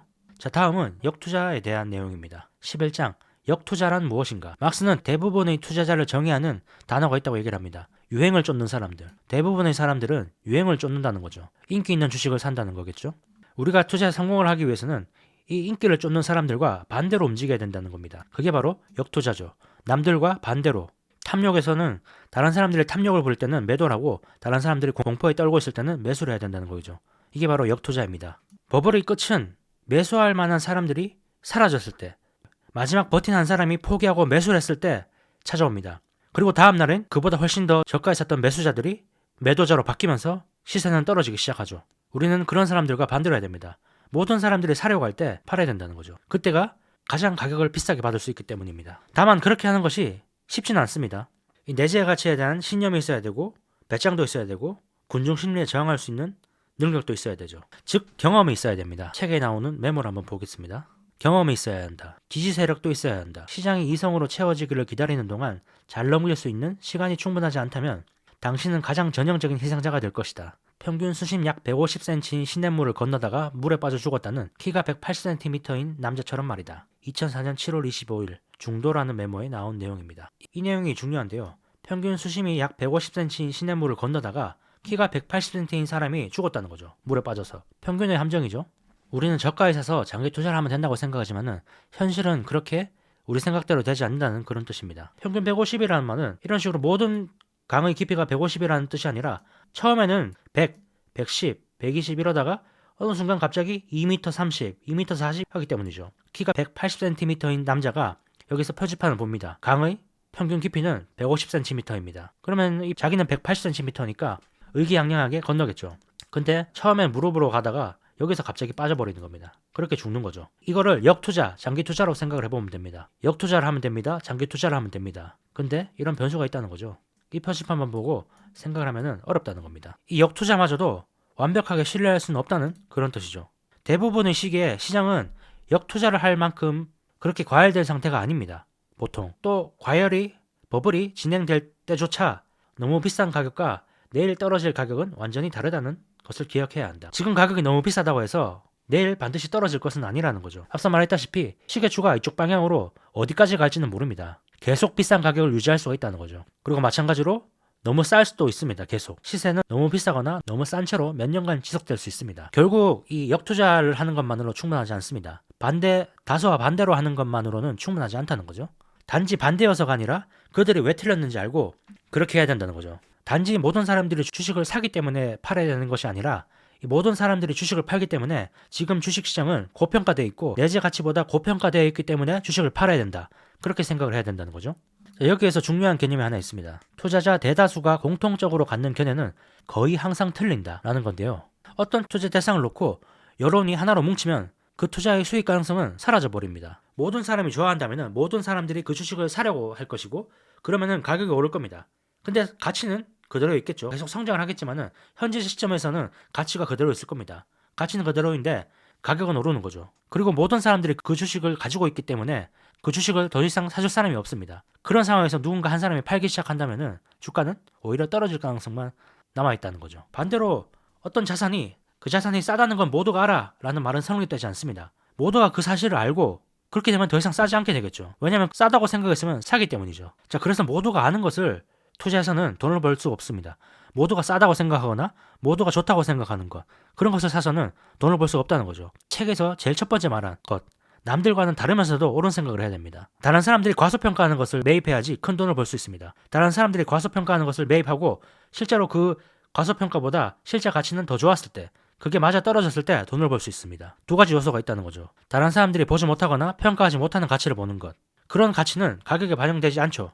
그렇기 때문에 쌀 겁니다. 그리고 그 가치가 실현되도록 기다리는 것, 그 인내심이 필요합니다. 다시 2008년에 금융위기 사태로 한번 가보겠습니다. 2008년 10월 중순에 리만 브라더스가 파산을 하니까 주식시장이 급락을 하기 시작합니다. 근데 그 누구도 이 하락이 언제 끝날지 알 수 없었죠. 누군가 아주 조금 낙관적인 얘기를 한다면은 그 사람은 아주 지나치게 낙관적인 사람으로 평가받았습니다. 모든 사람들이 비관을 하고 있었던 상황이죠. 자, 근데 우리는 이런 투자자들과 반대로 행동을 해야 된다고 말씀을 드렸었죠. 그리고 이 더 전에 투자 프로세스에서는 의심, 불신, 회의 같은 것이 필수적이라고 얘기를 했습니다. 근데 이 회의라는 것, 의심, 이 말은 비관이라는 말과 동의어는 아닙니다. 같은 뜻은 아닙니다. 지나치게 낙관적일 때, 이런 시점에서는 회의 플러스 비관이 더해져야 됩니다. 비관. 모든 사람들이 좋아질 거야 라고 생각하니까 거기에 의심을 하는 거죠. 회의심을 가지면서 플러스 안 좋아지지 않을까? 비관으로 더해야 된다는 거죠. 그리고 반대로 이 시점에서는 회의 플러스 낙관이 더해져야 됩니다. 모두가 안 좋아질 거야 라고 할 때 과연 그럴까? 의심, 회의를 하면서 좋아지지 않을까? 이 낙관적인 관점을 추가를 해야지 돈을 벌 수 있다는 그런 의미죠. 자, 여기까지 왔으면 이제 뭐가 문제인지 확실해졌습니다. 문제는 다수의 사람들이 고점에서 낙관적이고 저점에서 비관적이 되는 게 바로 문제입니다. 이렇게 시장이 올라갔다 내려갔다 올라갔다 내려갔다를 반복을 하죠. 보통 사람들은 여기서 계속 낙관을 하고 탐욕을 부립니다. 반대로 이 저점에서는 공포에 빠지고 비관을 하죠. 이런 상황을 우리가 유리하게 이용하려면 우리는 고점일 때 낙관론에 회의적이고 저점일 때 비관론에 회의적이어야 됩니다. 즉 고점에 매도를 하고 저점에 매수를 해야 된다는 거죠. 아주 쉬워 보이지만 말했다시피 역시 쉬운 일은 아닙니다. 그럼에도 불구하고 우리는 이런 노력을 계속 해야 된다는 거죠. 역투자를 하기 위해서 계속 노력을 해야 된다는 그런 뜻입니다. 자, 12장 저가 매수 대상을 찾아라. 이번 장에서는 포트폴리오를 구축하는 그런 프로세스, 과정을 한번 보겠습니다. 현명한 포트폴리오 구축 프로세스. 포트폴리오 구축의 첫 번째 단계는 잠재적 투자 대상을 선별하는 겁니다. 자신이 생각하는 최소한의 기준을 충족시키는 투자 후보 목록을 만들어야겠죠. 예를 들어서 경제적 해자가 있는 주식을 선별해서 후보군에 올려놓는다. 이런 것도 하나의 기준이 될 수 있겠죠. 저 같은 경우에는 한국에 투자를 할 때는 제일 먼저 보는 게 이 경영진이 이 주주를 우선시하는가, 그걸 가장 먼저 고려를 합니다. 그런 경영진이 경영하는 회사들을 먼저 선별을 한다는 거죠. 그러기 위해서는 자사주 매입이라든지 배당이라든지 그런 요소들을 봐야겠죠. 어쨌든 자신만의 기준을 가지고 이 잠재적인 투자 대상들을 후보군을 만드는 겁니다. 그게 첫 번째 단계고요. 두 번째 단계는 그 목록 안에 있는 투자 대상의 내재 가치를 평가하는 겁니다. 그런 투자 목록이 10개가 있다면 그 중에서 몇 개를 선택하는 게 투자자가 해야 할 일이죠. 물론 ETF를 사는 것도 하나의 방법이 될 수 있습니다. 그러나 훌륭한 투자자가 되기 위해서는 반드시 선별을 하는 과정을 거쳐야 된다는 거죠. 벤자민 그레임이 쓴 증권 분석이라는 책이 아주 유명하죠. 그 책의 편집자가 시드 코트레라는 사람인데 그 사람은 이런 말을 했다고 합니다. 투자는 상대적인 선택의 훈련이다 라고 말이죠. 하워드 막스는 이 말을 35년 동안 명심했다고 합니다. 반드시 비교를 하고 존재하는 모든 가능성 중에서 최고를 선택하는 것, 그게 상대적 결정이고 투자자가 해야 할 일이라는 거죠. 이제 두 번째로 내재 가치를 봤으니까 그 내재 가치 대비 가격이 어떤지 판단하는 게 세 번째 단계입니다. 자, 탁월한 투자를 가능케 하는 것은 무엇일까요? 대부분 가격의 문제입니다. 가격의 문제. 우리가 투자자로서 목적으로 삼아야 될 것은 좋은 자산을 찾는 것이 아니라 성공적인 매입을 하는 겁니다. 따라서 어떤 자산을 사느냐가 아니라 그 자산에 얼마를 지불하느냐가 중요합니다. 아주 맛있는 국밥집이 있다고 해보죠. 근데 11만원, 12만원이라고 해봅시다. 그런 국밥을 먹는 게 좋은 행동일까요? 그렇지가 않다는 거죠. 많은 실수가 이 좋은 자산과 성공적인 매입을 구분하지 못해서 발생을 하는 경향이 있습니다. 저도 미국 테크주들을 많이 투자를 하기 때문에 기술적인 부분을 많이 유튜브로 배우는데요. 보통 기술자들이 그런 실수를 좀 하는 것 같습니다. 어떤 회사가 기술력이 엄청나게 좋지만은 그 기술력이 엄청나게 좋다고 그렇다고 해서 그 회사가 좋은 투자 대상이라는 것을 의미하진 않는다는 거죠. 그렇게 좋다고 생각하지만은 그렇게 좋지만은 가격이 너무 비싸다면은 그 투자 자산은 투자할 매력적인 투자 대상이 아니라는 거죠. 이번 장의 주요 목적이 성공적인 매수를 가능케 하는 것은 무엇인가? 라는 건데요. 성공적인 매수라는 것은 싼 가격의 주식을 매수하는 겁니다. 자, 근데 어떤 저가 자산을 찾았을 때, 어떤 싼 주식을 찾았을 때 싸다고만 해서 그 주식을 사서는 안 됩니다. 지금 그 주식이 왜 인기가 없는지 그 이유를 알고 행동을 해야 된다는 거죠. 가치는 높은데 가격이 낮은 어떤 자산이, 어떤 주식이 있다면 그 주식의 가격은 왜 쌀까요? 보통은 사람들이 합리적으로 생각하지 않거나 또 그 회사에 대해서 제대로 이해를 하지 못하기 때문에 그런 낮은 가격이 형성이 됩니다. 그 회사를 공정하게 보지 못하고 겉이 아닌 속을 들여다보지 못하고 편견, 비난 같은 것을 극복하지 못했을 때 가치 대비 낮은 자산이 발생을 합니다. 또 대부분의 투자자들은 이 어떤 것들이 주기를 따르고 평균으로 회귀한다는 것보다 이 추세가 계속 유지된다는 추론, 거기에 의지하는 경향이 있습니다. 오르는 주식은 계속 올라가고 내리는 주식은 계속 내려간다는 그런 추론을 많이 한다는 거죠, 사람들이. 즉 그런 이유로 가치 대비 낮은 평가를 받는, 낮은 가격에 거래되고 있는 그런 주식이 발생을 하죠. 자, 그럼 그런 자산을 어디서 찾아야 될까요? 책에서는 몇 가지를 제시하고 있습니다. 사람들이 잘 모르고 제대로 이해하지 못하는 것, 외견상 기본적으로 미심쩍은 것, 논쟁의 여지가 있거나 볼품없거나 투자하기가 겁나는 것, 훌륭한 포트폴리오에 포함시키기에는 부적절하다고 여겨지는 것, 평가가 제대로 이루어지지 않고 인기가 없고 사랑받지 못하는 것, 볼품없는 수익률을 기록한 것, 투자가 계속되지 못하고 최근에 중단된 것. 자, 이런 내용들을 한 문장으로 요약하면 이겁니다. 자산에 대한 투자자들의 인식이 실제보다 훨씬 나쁜 것. 실제는 가치입니다. 인식은 가격이 되겠죠. A라는 주식의 가격이 가치보다 나쁜 것. 사람들이 어떤 A라는 주식에 대해서 가지고 있는 인식이 실제보다 훨씬 나쁠 때 가치보다 가격이 낮은 상황이 발생을 한다는 거죠. 그런 것들을 찾아보면은 실제 가치보다 낮은 가격에 거래되는 주식을 찾을 수가 있다는 그런 뜻이 되겠죠. 자, 다음 13장 인내심을 가지고 기다려라. 상황에 따라서는 아무것도 안 하는 것이 최선의 방법일 수도 있습니다. 즉 저가 매수를 기다리는 게 최고의 전략이 될 수도 있다는 거죠. 오크트레이 투자 모토 역시 이것과 비슷합니다. 우리는 투자 대상을 찾지 않는다. 투자 대상이 우리에게로 찾아온다. 버핏이 그런 경우가 많죠. 항상 위기가 오면은 현금을 많이 가지고 있는 버핏한테 이 위기인 기업들이 많이 찾아가죠. 좀 인수를 해달라든지 주식을 좀 사달라든지 이런 식으로 말이죠. 그래서 버핏은 이렇게 말했죠. 이거다 싶은 상황이 나타날 때까지 수많은 기회를 그냥 보내도 된다. 버핏이 투자를 야구에 비유한 것처럼 이 막스도 이 투자를 야구에 비유했습니다. 투자는 방망이를 무조건 휘두를 필요가 없는 삼진 아웃이 없는 그런 야구 게임이라는 거죠. 어떨 때는 시장이 삼성전자라는 공을 9만 원에 던졌다가 8만 원에 던졌다가 어쩔 때는 또 3만 원에 던졌다가 4만 원에 던지기도 하죠. 확실하게 싼 공이 날라올 때까지 우리는 기다리기만 하면 됩니다. 기다리다가 확실히 가격이 쌀 때 그리고 외야수가 졸고 있을 때 그때 방망이를 휘두르면 되죠. 그런 공이 날라오지 않는다면은 방망이를 놓고 기다려도 상관이 없죠. 이 막스는 이 무리하게 어려운 공을 치려고 하는 것보다 즉 손실을 입는 투자를 하는 것보다 수익을 올릴 수 있는 기회를 놓치는 것이 낫다고 생각을 하고 있습니다. 확실하게 쌀 때가 아니면 그냥 공을 보내는 거죠. 누군가 그런 공을 쳐서 수익을 올리더라도 말이죠. 수익을 내기가 어려운 시장에서 사람들은 어떻게든 수익을 내려고 하죠. 리스크를 더 올려서라도 투자 수익을 내려고 합니다. 근데 그럴 경우에는 항상 손실이 발생을 했습니다. 기회가 없을 때는 이 기회가 생기길 바란다고 해서 생기지 않는다는 거죠. 기회가 없을 때는 그냥 기다리는 게 낫다는 겁니다. 자, 그러면 낮은 수익이 예상되는 시장에서는 어떻게 대처해야 될까요? 첫 번째는 그렇지 않은 것처럼 투자하는 방법이 있습니다. 낮은 수익을 줄 거라고 생각하지 않고 그냥 평소처럼 투자하는 거죠. 근데 앞서 말했다시피 기회가 없는데 기회가 있다고 생각한다고 해서 기회가 생기진 않는다는 거죠. 자, 두 번째는 무조건 투자한다입니다. 매력적이지 않은 자산이라도 약간의 수익을 올리기 위해서 노력을 할 수 있습니다. 세 번째는 현금을 보유한다입니다. 대신 이런 경우에는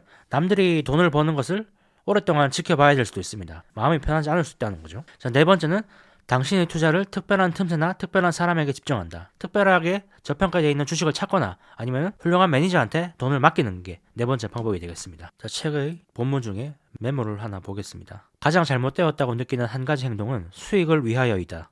투자자들은 리스크 대비 예상 수익이 가장 낮은 지금 리스크가 더 큰 투자를 하고 예상 수익이 훨씬 높았던 과거에는 거절했을 투자에 현재는 만족한다. 다른 사람들이 리스크를 놓고 감수해야겠다고 당신과 리스크를 경쟁할 때가 아니라 다른 사람들이 도망치고 있을 때 리스크를 감수해야 한다. 다른 사람들이 모두 다 리스크를 지겠다고 리스크를 짊어지겠다고 더 많은 리스크를 지겠다고 경쟁을 할 때가 아니라 리스크를 지지 않고 전부 다 도망치려고 할 때 우리는 리스크를 감수해야 된다는 거죠. 모든 사람들이 리스크를 지르지 않으려고 할 때 그때 리스크를 감수해야 된다는 거죠. 여기 메모를 보면 2005년입니다. 금융위기가 터지기 2년 전이죠. 이때 막스는 이미 어느 정도 그런 버블의 징조를 감지를 한 겁니다. 그래서 이런 메모를 쓴 거겠죠. 근데 막스도 이 메모가 너무 일찍 쓰여졌다는 것은 인정을 하고 있습니다. 완벽한 시기라면은 2007년 5월 정도가 되겠죠. 근데 막스는 2007년 5월까지 기다리는 것보다 너무 일찍이라 하더라도 2005년에 그 시장에서 내려오는 것이 훨씬 나았다고 얘기를 하고 있습니다. 말했다시피 막스는 방어적인 투자를 좋아하고 영구적인 자본의 손실만 없다면은 언제든 돈을 벌 수 있다고 생각을 하기 때문이죠. 이런 저수익 환경, 시장에서 모든 사람들이 리스크를 감수하려고 할 때 그런 상황은 저수익 환경입니다. 저수익 환경에서 고수익을 내기는 굉장히 어렵습니다. 엄청난 능력이 필요하죠. 반면에 고수익 환경, 모두가 공포에 빠졌을 때 그때는 비교적 쉽게 수익을 올릴 수 있습니다. 그리고 심지어 리스크도 낮죠. 예를 들어서 1990년, 2002년, 2008년 위기 때 그때 당시에 투자한 사람들은 고수익을 올리게 됐지만 당시에 손실 가능성 또한 거의 없어 보였습니다. 가장 확실한 매입기에는 자산 보유자가 어쩔 수 없이 팔게 되었을 때 발생을 하죠. 마진콜 같은 게 그런 거게 되겠죠. 기관 투자자들이 프로그램 매매 때문에 갑자기 마진콜이 나오면서 매도가 매도를 부르는 상황이 오면은 그때 매수하는 게 가장 확실한 수익 기회라는 거죠. 보통은 사고 싶은 사람과 팔고 싶은 사람이 심리 사이에서 균형을 맞추면서 가격이 결정되는데 어쩔 수 없이 팔아야 되는 사람들은 선택의 여지가 없죠. 가격에 상관없이라는 말을 하면서 팔기 때문에 그런 상황이 우리 같은 투자자들한테는 굉장히 좋다는 거죠. 문제는 가격에 상관없이라는 말입니다. 반대로 가격에 상관없이 매수한다는 사람이 있으면은 어떻게 해야 될까요? 우리는 그럴 때 팔아야 되겠죠. 어쩔 수 없이 파는 사람이 한 명이라면은 그렇게 가격이 많이 떨어지지 않을 겁니다.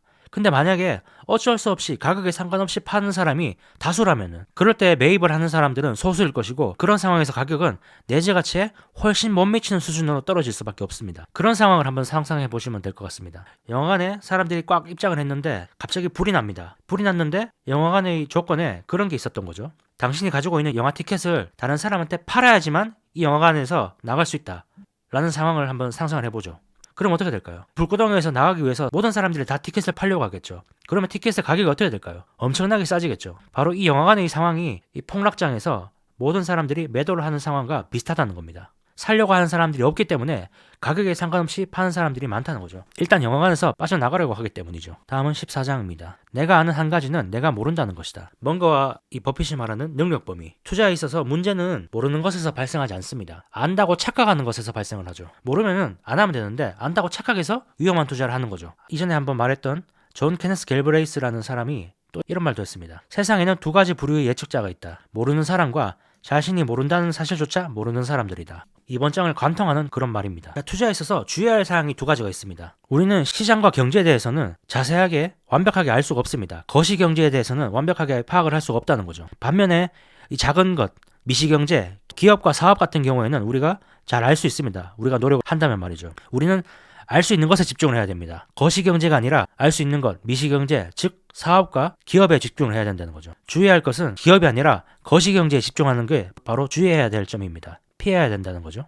자, 두 번째 주의할 점은 현재의 위치를 알려고 노력해야 된다는 겁니다. 이전 장에서 말했던 주기, 시계추의 움직임에서 우리가 어디 있는지 알려고 노력해야 된다는 거죠. 탐욕의 구간인지, 탐욕 직전의 구간인지, 공포의 구간인지, 공포 직전의 구간인지, 과공포의 구간인지 그런 것들을 알려고 노력을 해야 된다는 거죠. 그렇게 노력을 한다고 해서 미래에 대해서 알 수 있는 것은 아니지만 우리가 현재 어떤 행동을 해야 되는지는 알 수 있죠. 미래를 알 수 없으니까 현재 위치가 어딘지 아는 게 중요하다고 말했습니다. 자, 왜 그럴까요? 왜 현재 위치를 아는 게 중요할까요? 자, 그러기 위해서는 예측이라는 게 효용성이 있는지를 먼저 확인을 해야 됩니다. 예측은 효용성이 있을까요? 이 월스트리트 저널은 본인들의 데이터를 이용해서 예측이 유용한지를 조사를 했습니다. 첫 번째 조사의 내용은 이겁니다. 예측은 정확했는가? 여기에 대한 대답은 아니다였습니다. 국채 수익률, 환율 이런 것에 대한 예측은 6개월과 12개월 후에 평균 15% 정도 빗나갔습니다. 그리고 장기 채권 이자율에 대한 평균 예측도 96bp씩이나 빗나갔습니다. 96bp. 그 정도면 $1000의 가치를 120달러로 바꿀 수 있을 정도로 큰 차이입니다. 그렇게 예측을 하고 그렇게 행동을 했다면 $1000가 120달러가 됐다는 뜻이죠.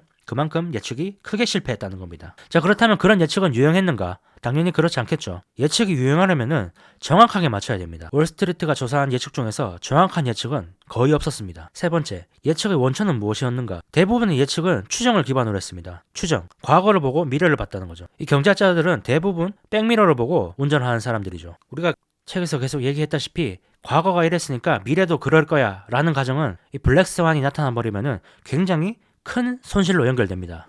그래서 정확한 예측은 어렵습니다. 네 번째, 예측이 성공한 전문가들도 있었는가? 여기에 대한 답은 그렇다입니다. 자, 그렇다면은 예측에 성공한 전문가들도 있다면은 왜 하워드 막스는 이 예측에 대해서 이토록 부정적인 의견을 가지고 있을까요? 예측을 하는 것으로 돈을 벌려면은 한 번 예측을 성공하는 것이 아니라 계속 예측에 성공을 해야 됩니다. 그런데 이 예측을 하는 사람들의 실패 확률은 보통 반반이었는데 예측에 실패할 경우에 오차 범위가 훨씬 더 컸다는 겁니다. 맞출 때는 잘 맞추지만 실패할 경우에는 시장 평균보다 훨씬 더 틀린 예측을 하기 때문에 오차 범위가 훨씬 더 컸고 그런 예측을 따라서 투자를 한다면 돈을 벌 수 있지만 실패할 때는 아주 큰 손실을 입을 수 있다는 거죠. 그리고 이렇게 생각을 해보면 됩니다. 우리가 한 번씩 옳은 예측을 할 수 있는 한 가지 방법이 있죠. 항상 낙관적이거나 항상 비관적이면 됩니다. 그래서 예측에서 성공을 한 사람들을 보면은 항상 비관적인 사람들이거나 항상 낙관적인 사람들이 많습니다.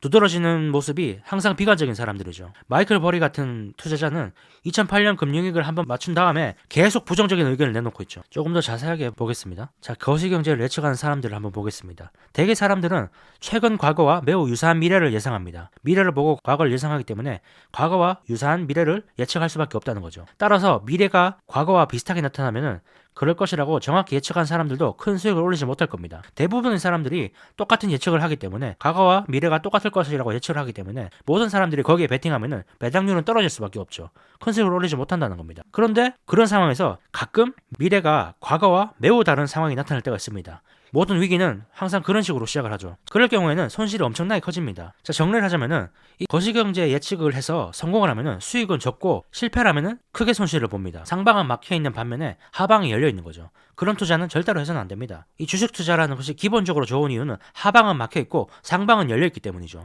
내가 100만 원을 투자했을 때 최대 손실은 100만 원밖에 안 됩니다. 근데 위로는 1000만 원, 억까지도 갈 수가 있죠. 그래서 주식이 기본적으로 시간이 많은 사람들한테 유리한 게임이 될 수밖에 없는 건데 그 반대의 전략을 구사하면은 굉장히 어려워진다는 거죠. 그래서 결국 이 거시경제 예측으로 돈을 벌려면은 블랙스완을 예측해야 되는데 과거와 다른 미래를 예상하고 그 예상이 맞아야지 두 가지가 동시에 갖춰져야지 돈을 벌 수가 있는데 그게 상당히 어렵다는 거죠. 블랙스완을 어떻게 예측을 할 수가 있겠습니까? 블랙스완이라는 것은 말 그대로 이때까지 한 번도 나타나 본 적 없는 그런 거니까 말이죠. 예를 들어서 미국이 지난 5년 동안 연평균 12% 성장했다는 그런 예측을 가지고 투자를 한다는 것은 의미가 없는 예측이라는 거죠. 의미가 있는 예측은 지난 5년과는 다르게 앞으로 5년은 큰 폭락이 올 것이다 라고 예측을 해야 되고, 두 번째는 그 예측이 맞아야지 돈을 벌 수 있습니다. 첫 번째로 남들과 다른 예측을 하기가 자체가 어렵습니다. 두 번째로 그 예측이 오를 가능성도 별로 없죠. 블랙스완이 정규 분포에서 아주 끝에 위치하고 있다는 사실을 알아야겠죠. 블랙스완은 자주 발생하지 않기 때문에 블랙스완인 거죠. 모든 사람들이 백조는 흰색이야 라고 얘기를 할 때 백조가 흰색이 아닐 수도 있다, 흰색이 아닌 백조가 있을 수도 있다 라는 예측을 해야 되고, 거기에 블랙스완이 나타난다 라는 예측도 동시에 맞아 떨어져야지 돈을 벌 수 있다는 거죠.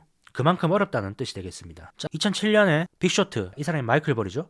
이 마이클 버리가 이 금융위기를 예측할 수 있었던 데에는 그 사람의 능력도 있었겠지만 그 사람이 기본적으로 시장 자체를 부정적으로 보는 성향이 강했기 때문에 예측에 성공할 수 있었을 겁니다. 마이클 버리는 2007년과 2008년에 공매도로 이 숏으로 아주 큰 돈을 벌었지만 2009년에 나타난 큰 상승장에는 돈을 벌지 못했을 겁니다. 거시경제를 예측해서 돈을 벌려면은 2007년과 2008년에 큰 폭락이 올 것이라는 것도 예상을 해야 되지만 그 이후에 2009년에 아주 큰 상승장이 올 것이라는 것도 예측을 해야 된다는 거죠.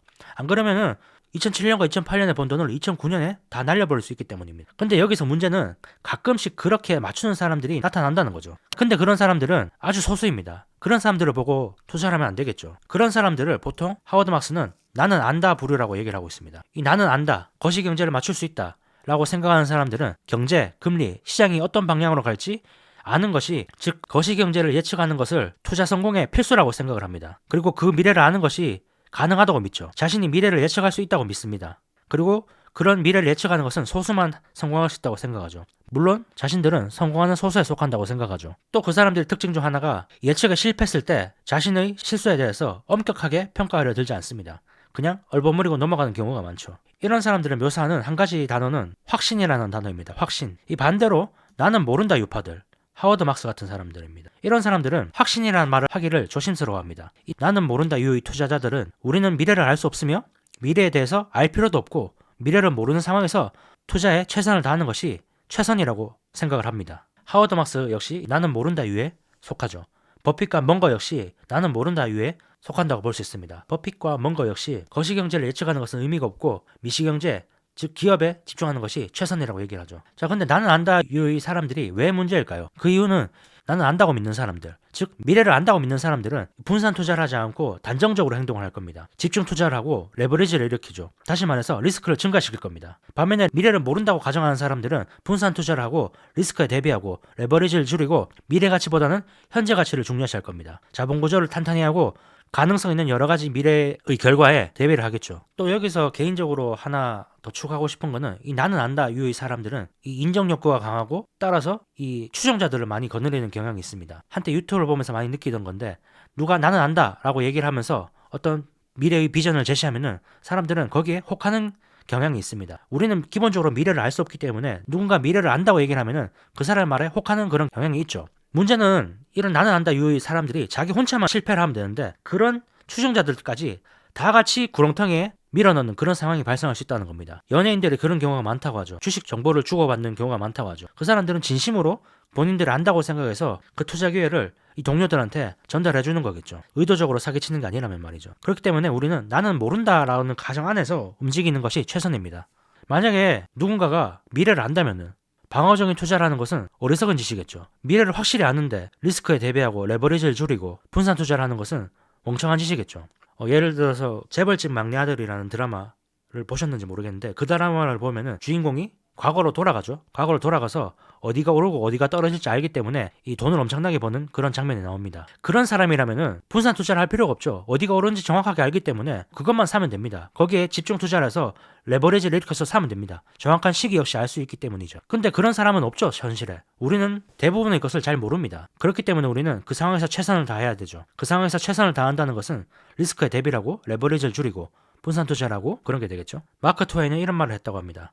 몰라서 문제가 되는 것이 아니라 확실히 알고 있다는 것이 사실이 아니라는 것이 문제다. 자, 다음 장 15장 우리가 어디에 있는지 파악하라. 앞선 장에서 말한 주기, 사이클, 시계추의 움직임, 이 주기에 관련해서 우리는 무엇을 해야 할까요? 자, 첫 번째 우리가 할 수 있는 행동. 예측이 불가능하다는 것을 인정하기보다는 미래를 예측하기 위해 노력한다. 두 번째, 우리가 할 수 있는 일은 미래를 알 수 없음을 인정하고 단념하고서 주기를 그냥 무시하고 우량 투자를 해서 계속 보유하는 것이다. 우량 투자를 해서 이 사이클이 반복되는 동안 그냥 계속 가만히 있는 거겠죠. 세 번째, 주기에 우리가 현재 어디쯤 서 있는지, 서 있는 자리에서 어떤 행동을 해야 하는지 파악하고 노력하는 것. 이 막스는 세 번째처럼 행동해야 된다고 얘기를 하고 있습니다. 주기에서 우리가 어디 있는지 확인을 하고 공포에 있다면은 매수를 하고 탐욕에 있다면은 매도를 해야겠죠. 근데 버핏 같은 사람들 같은 경우에는 어느 정도 이번처럼 투자하는 것 같기도 합니다. 물론 버핏이 위기 전에 많은 현금 보유를 하기도 하지만은 기본적으로는 이 경제적 해자가 유지되는 그런 기업을 저가에 사서 죽을 때까지 가지고 가는, 그 해자가 사라지기 전까지는 계속 가지고 가는,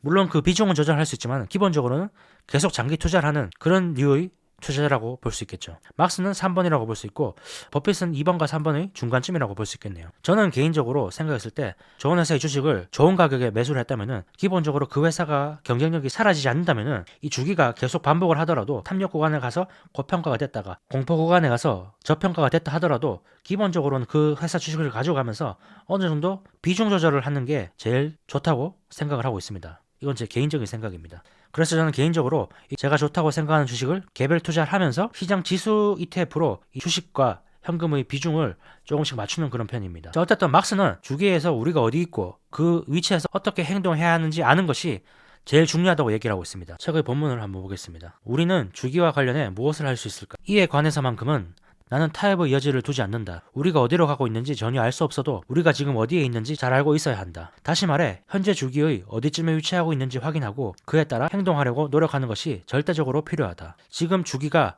공포를 향해 가고 있다면 매도라는 행동을 하려고 노력을 해야 된다는 그런 말이죠. 자, 근데 현재 우리가 어디 주기에 있는지, 공포에 있는지, 탐욕에 있는지, 중간에 있는지 그것을 어떻게 알 수 있을까요? 막스는 그것이 대단히 어렵다고 얘기하진 않습니다. 시장의 온도를 측정하기만 하면 된다는 거죠. 시장의 온도를 어떻게 측정할 수 있을까요? 이런 질문을 해보면 됩니다. 투자자들이 낙관적인가 비관적인가? 미디어에 의견을 말하는 사람들이 시장에 뛰어들라고 하는가 피하라고 하는가? 새로운 투자 전략들이 쉽게 수용되는가 아니면 묵살되는가? 증권 상품들과 펀드 개설은 부를 창출할 수 있는 기회로 인식되는가 아니면 잠재적 위험으로 인식되는가? 신용주기가 자본 이용을 용이하게 하는가? 불가능하게 하는가? 주가 수익 비율은 과거 기록과 비교하여 높은가?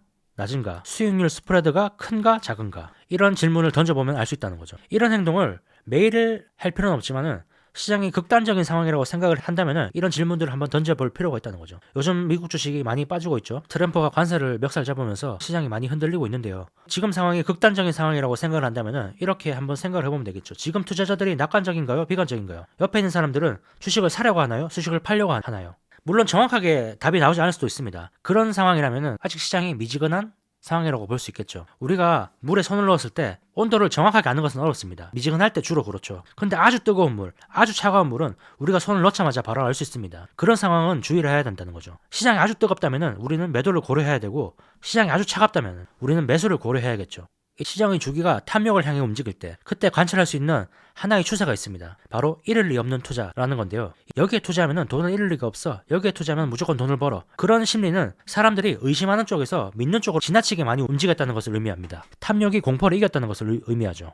잃을 리 없는 투자. 최근에 그런 잃을 리 없는 투자가 언제 있었을까요? 작년까지만 해도 그렇죠. 미국 지수에 투자하면 돈을 번다라고 모든 사람들이 생각했습니다. 한국 주식에 투자하면 모든 사람들이 돈을 잃는다라고 생각을 했었죠. 그런데 지금 상황은 어떤가요? 물론 그때가 아주 고평가고 지금이 아주 저평가라는 의미는 아닙니다. 어쨌든 모든 사람들이 미국 주식에 투자하면 돈을 번다라는 상황이 만연해지고 얼마 지나지 않아서 지금 미국 주식이 많이 빠졌죠. 자, 그래서 결론적으로 우리는 누군가 이거는 이럴 리 없는 투자다 라고 제안을 한다면은 그때는 조금 의심을 해봐야 된다라는 거겠죠. 자, 2004년에서 2007년까지 발생한 금융위기 직전의 주택버블에서도 이럴 리 없는 투자가 탄생했다고 모든 사람들이 환호를 했었죠. 리스크를 쪼개서 투자자들한테 싼 값에 분할해서 팔면은 리스크가 사라진다는 개념이 생겨났습니다. 그때 당시에는 모든 사람들이 거기에 환호를 했었죠. 근데 사실은 그렇지 않다는 게 밝혀졌죠. 이럴 리 없는 투자라는 것은 없습니다. 마법 같은 이야기죠. 책의 본문을 한번 보겠습니다. 가속 페달을 밟을 것인가 말 것인가에 대한 부담감은 도로가 비어있는지 아니면 붐비는지에 따라 다르다. 나는 미래를 예측하는 것에 반대하며 현재 상황과 그것이 의미하는 바에 따라 행동할 것을 주장한다. 2006년 3월 27일 메모. 투자의 본질. 우리가 어디에 위치하고 있는지 알아야 된다는 거죠. 도로에 비유를 한 겁니다. 우리가 아주 붐비는 도로에 위치하고 있다면 가속 페달을 밟으면 안 되겠죠. 반면에 텅텅 빈 도로에 있다면 가속 페달을 밟아야겠죠. 모든 사람들이 공포에 떨고 있는 상황이라면 도로가 텅 비어 있는 상황과 비슷하다고 볼 수 있습니다. 그런 상황에서는 가속 페달을 밟아야 됩니다. 매수를 해야 된다는 거죠. 반대로 모든 사람들이 탐욕으로 매수를 하려고 할 때는 이 도로가 꽉 막힌 상황과 비슷하다고 볼 수 있습니다. 그런 상황에서는 가속 페달을 밟으면 안 될 겁니다. 그래서 막스는 한 가지 이 가이드라인을 제시합니다. 서민을 위한 주식시장 가이드. 이 표인데요. 확대를 해서 한번 보여드리겠습니다. 이 표를 한번 체크해보는 겁니다. 지금이 경기가 호황인지 불황인지 체크를 했을 때 왼쪽에 있는 게 체크가 많이 된다. 그러면은 버블일 가능성은 높습니다. 그럴 때는 우리는 매수를 하기보다는 매도를 해야겠죠. 반대로 오른쪽에 있는 것이 대부분 체크된다. 그런 경우에는 매수를 해야 된다는 신호라고 볼 수 있습니다. 이 표를 한번 저장을 해놓으시고 이 지침으로 한번 삼아보시면 좋을 것 같습니다. 주위에서 무슨 일이 일어나고 있는지 이해하고 거기에 따라 행동을 해야 된다는 거죠. 자, 다음 장 16장 행운의 존재를 가볍게 보지 마라. 투자 세계에서는 많은 부분이 운에 좌우됩니다. 행운에 속지 마라와 블랙스완의 저자죠. 나심 탈레브. 나심 탈레브는 이런 말을 했습니다. 이미 일어난 눈에 보이는 역사는 필시 일어날 수도 있었을 다른 결과, 즉 대체 역사와 비교해야 한다. 앞에서 대체 역사가 나왔었죠. 왼쪽의 것을 한번 보겠습니다. 운, 임의성, 개연성, 믿음, 추측, 이론, 일화, 우연, 생존 편향, 운 좋은 바보. 오른쪽 것을 한번 보죠. 실력, 결정론, 확실성, 지식, 현실, 인과관계, 시장을 능가하는 실적, 실력 있는 투자자. 우리는 누군가 투자에 있어서 성공을 하면 이 우측의 개념으로 많이 설명을 합니다. 성공한 본인도 우측의 개념으로 많이 설명을 하죠. 모든 것에는 인과관계가 있었기 때문에 시장은 능가하는 실적을 낼 수 있었고 실력 있는 투자자라는 결론이 나오죠. 하지만 나심 탈레브가 하는 말은 이겁니다. 이 사람이 돈을 벌 수 있었던 이유는 오른쪽 때문이 아니라 왼쪽에 있었던 것 때문일 가능성이 높다고 말이죠. 운, 임의성, 개연성, 생존 편향. 살아남았기 때문에 대단하다고 보이는 그런 편향이죠. 운 좋은 바보와 실력 있는 투자자, 그리고 운과 실력, 이 두 가지를 잘 비교해서 보시면 됩니다. 상황이 잘 풀릴 때 우연은 인과관계처럼 보이고 운 좋은 바보는 실력 있는 투자자처럼 보입니다. 얼마 전에 거래아연의 경영권 분쟁이 있었죠. 지금도 진행되고 있긴 한데요. 거래아연의 주가를 보면은 엄청나게 상승을 했습니다. 제가 거래아연을 봤을 때는 40만 원 정도였던 것 같은데 하여튼 지금은 굉장히 많이 올랐다가 조금 떨어지긴 했죠. 어쨌든 이 고려아연이라는 회사는 좋은 회사인 것은 분명합니다.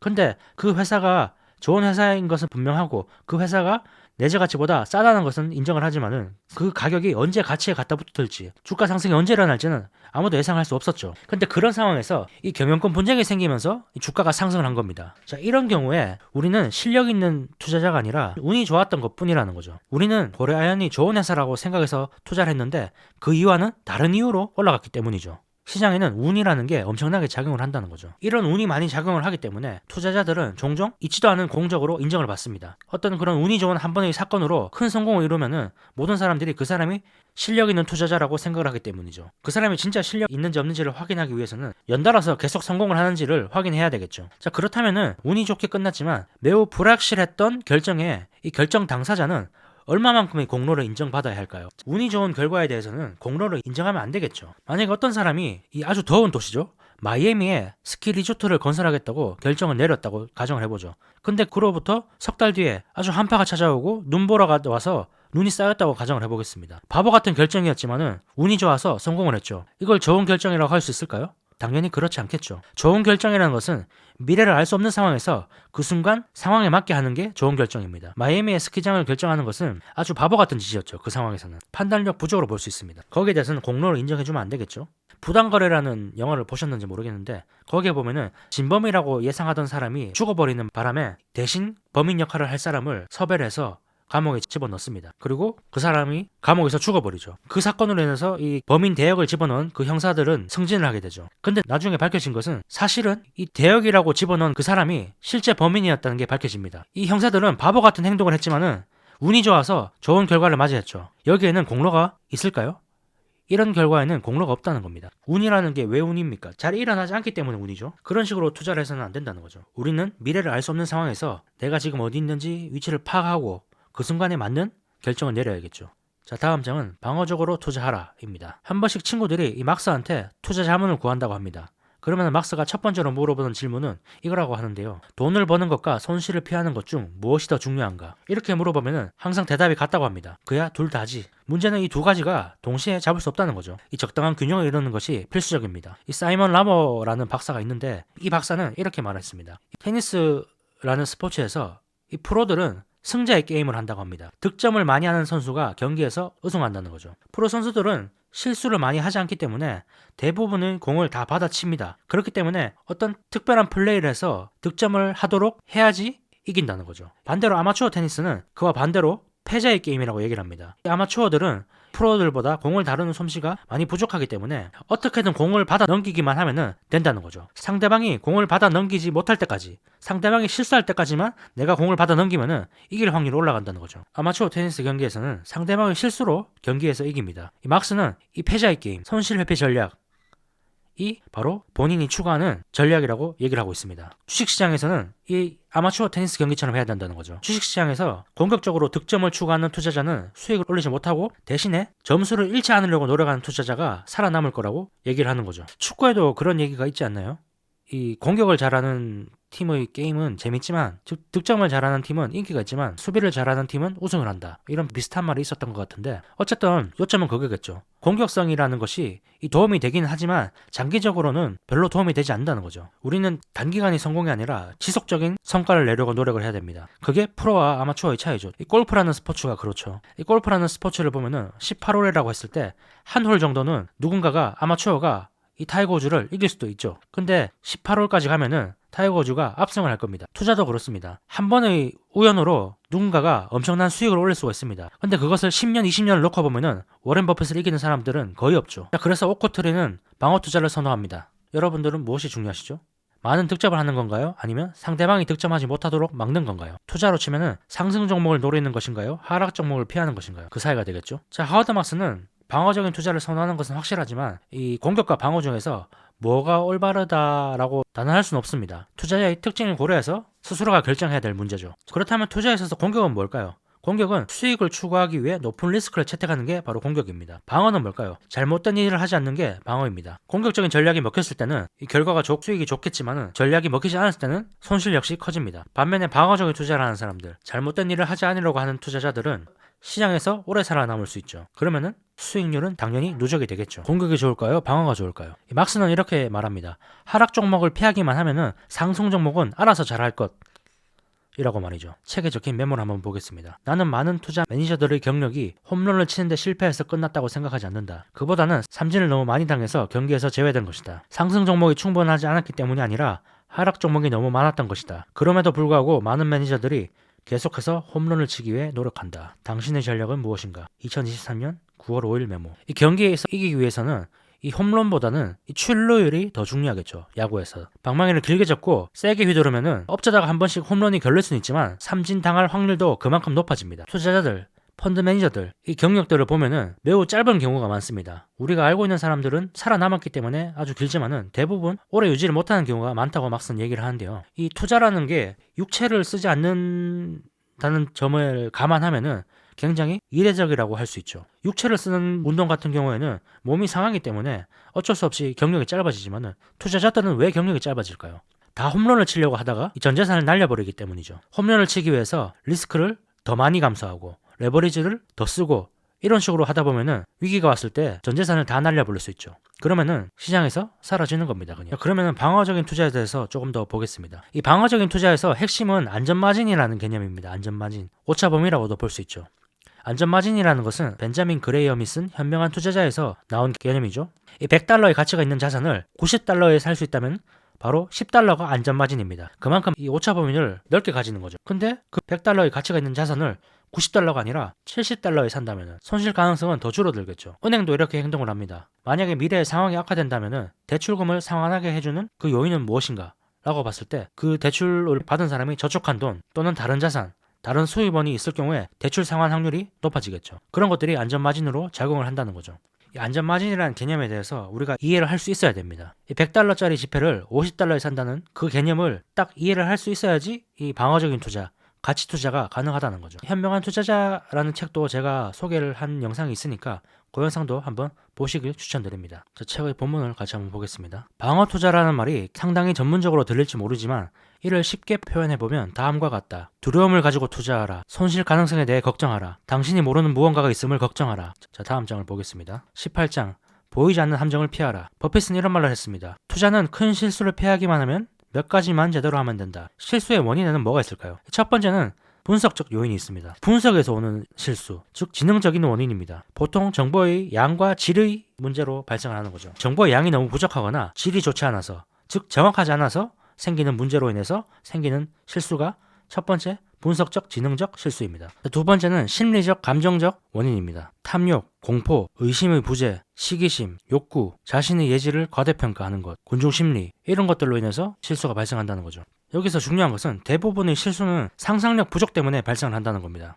투자는 대체로 미래를 상대하는 것이라고 말을 했었죠. 그런 점에서 대부분의 투자자들이 과거를 토대로 미래를 예측합니다. 대부분의 경우에 미래는 과거와 유사하기 때문에 예측이 틀릴 경우는 별로 없겠죠. 추론에 해가 되진 않을 겁니다. 근데 드물게 발생하는 어떤 미래가 왔을 때 그럴 때는 거액의 손실이 발생하거나 거액의 수익 창출 기회가 사라지게 되죠.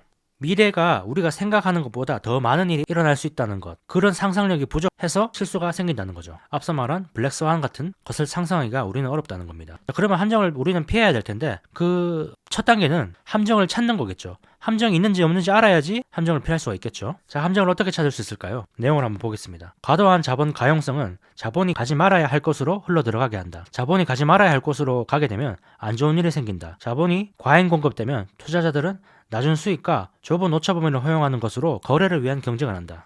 만연한 리스크 경시로 커다란 리스크가 발생한다. 경쟁이 치열한 시장에서 사람들은 돈을 잃는 것에 대한 걱정이 아니라 기회를 놓치는 것에 대한 걱정을 한다. 열기가 신중함을 밀어내고 사람들은 이해되지 않는 새로운 투자 상품을 쉽게 받아들인다. 이런 상황이 보인다면 함정이 있다는 거겠죠. 2008년 금융위기가 터지기 직전에 상황을 보면은 함정은 어디에나 있었습니다. 과도한 자본 가용성, 누구나 자본을 쉽게 사용할 수 있는 상황에서 그런 상황이면 자본이 가지 말아야 할 곳으로 가게 됩니다. 대출을 받으면 안 되는 사람들도 대출을 받게 된다는 거죠. 그런 상황이 계속되다 보면 사람들은 돈을 잃는 게 아니라 돈을 못 벌까봐 걱정을 하게 되죠. 앞서 말한 그 시장 평가 지침과 비슷한 내용이라고 볼 수 있습니다. 이런 상황이 나타나게 된다면 함정이 있다고 예상을 할 수 있다는 거죠. 자, 그러면은 함정이 있다고 했을 때, 위기를 앞두고 있다고 했을 때 우리들은 무엇을 할 수 있을까요? 첫 번째, 다른 이들의 경솔하고 조심성 없는 행동에 주의를 기울인다. 불황에 심리적으로 대비한다. 자산을 매각한다. 레버리지를 줄인다. 현금을 보유한다. 포트폴리오의 방어성을 높인다. 이런 것들이 도움이 될 수 있다는 거겠죠. 이 중 하나라도 한다면 도움이 될 겁니다. 자, 근데 그것보다도 함정을 피하는 게 제일 좋겠죠. 함정을 어떻게 피할 수 있을까요? 자, 다음의 내용을 한번 보겠습니다. 탐욕, 공포, 시기, 자아, 불신의 유해, 수능 및 굴복 또는 이 모든 것들의 결합은 극단을 향해 움직인다. 결과적으로 리스크 감수나 리스크 회피가 과도해진다. 가격과 가치 사이에 상당한 차이가 발생한다.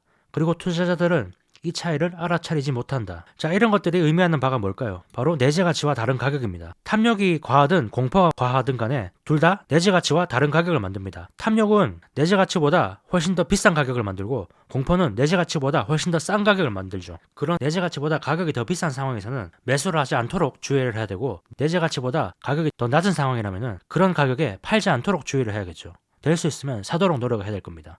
그런 식으로 함정을 피해야 된다는 거죠. 한 가지 팁이 있는데요. 이런 겁니다. 지금 이 순간에 내가 어떤 행동을 하면 그게 실수가 될까?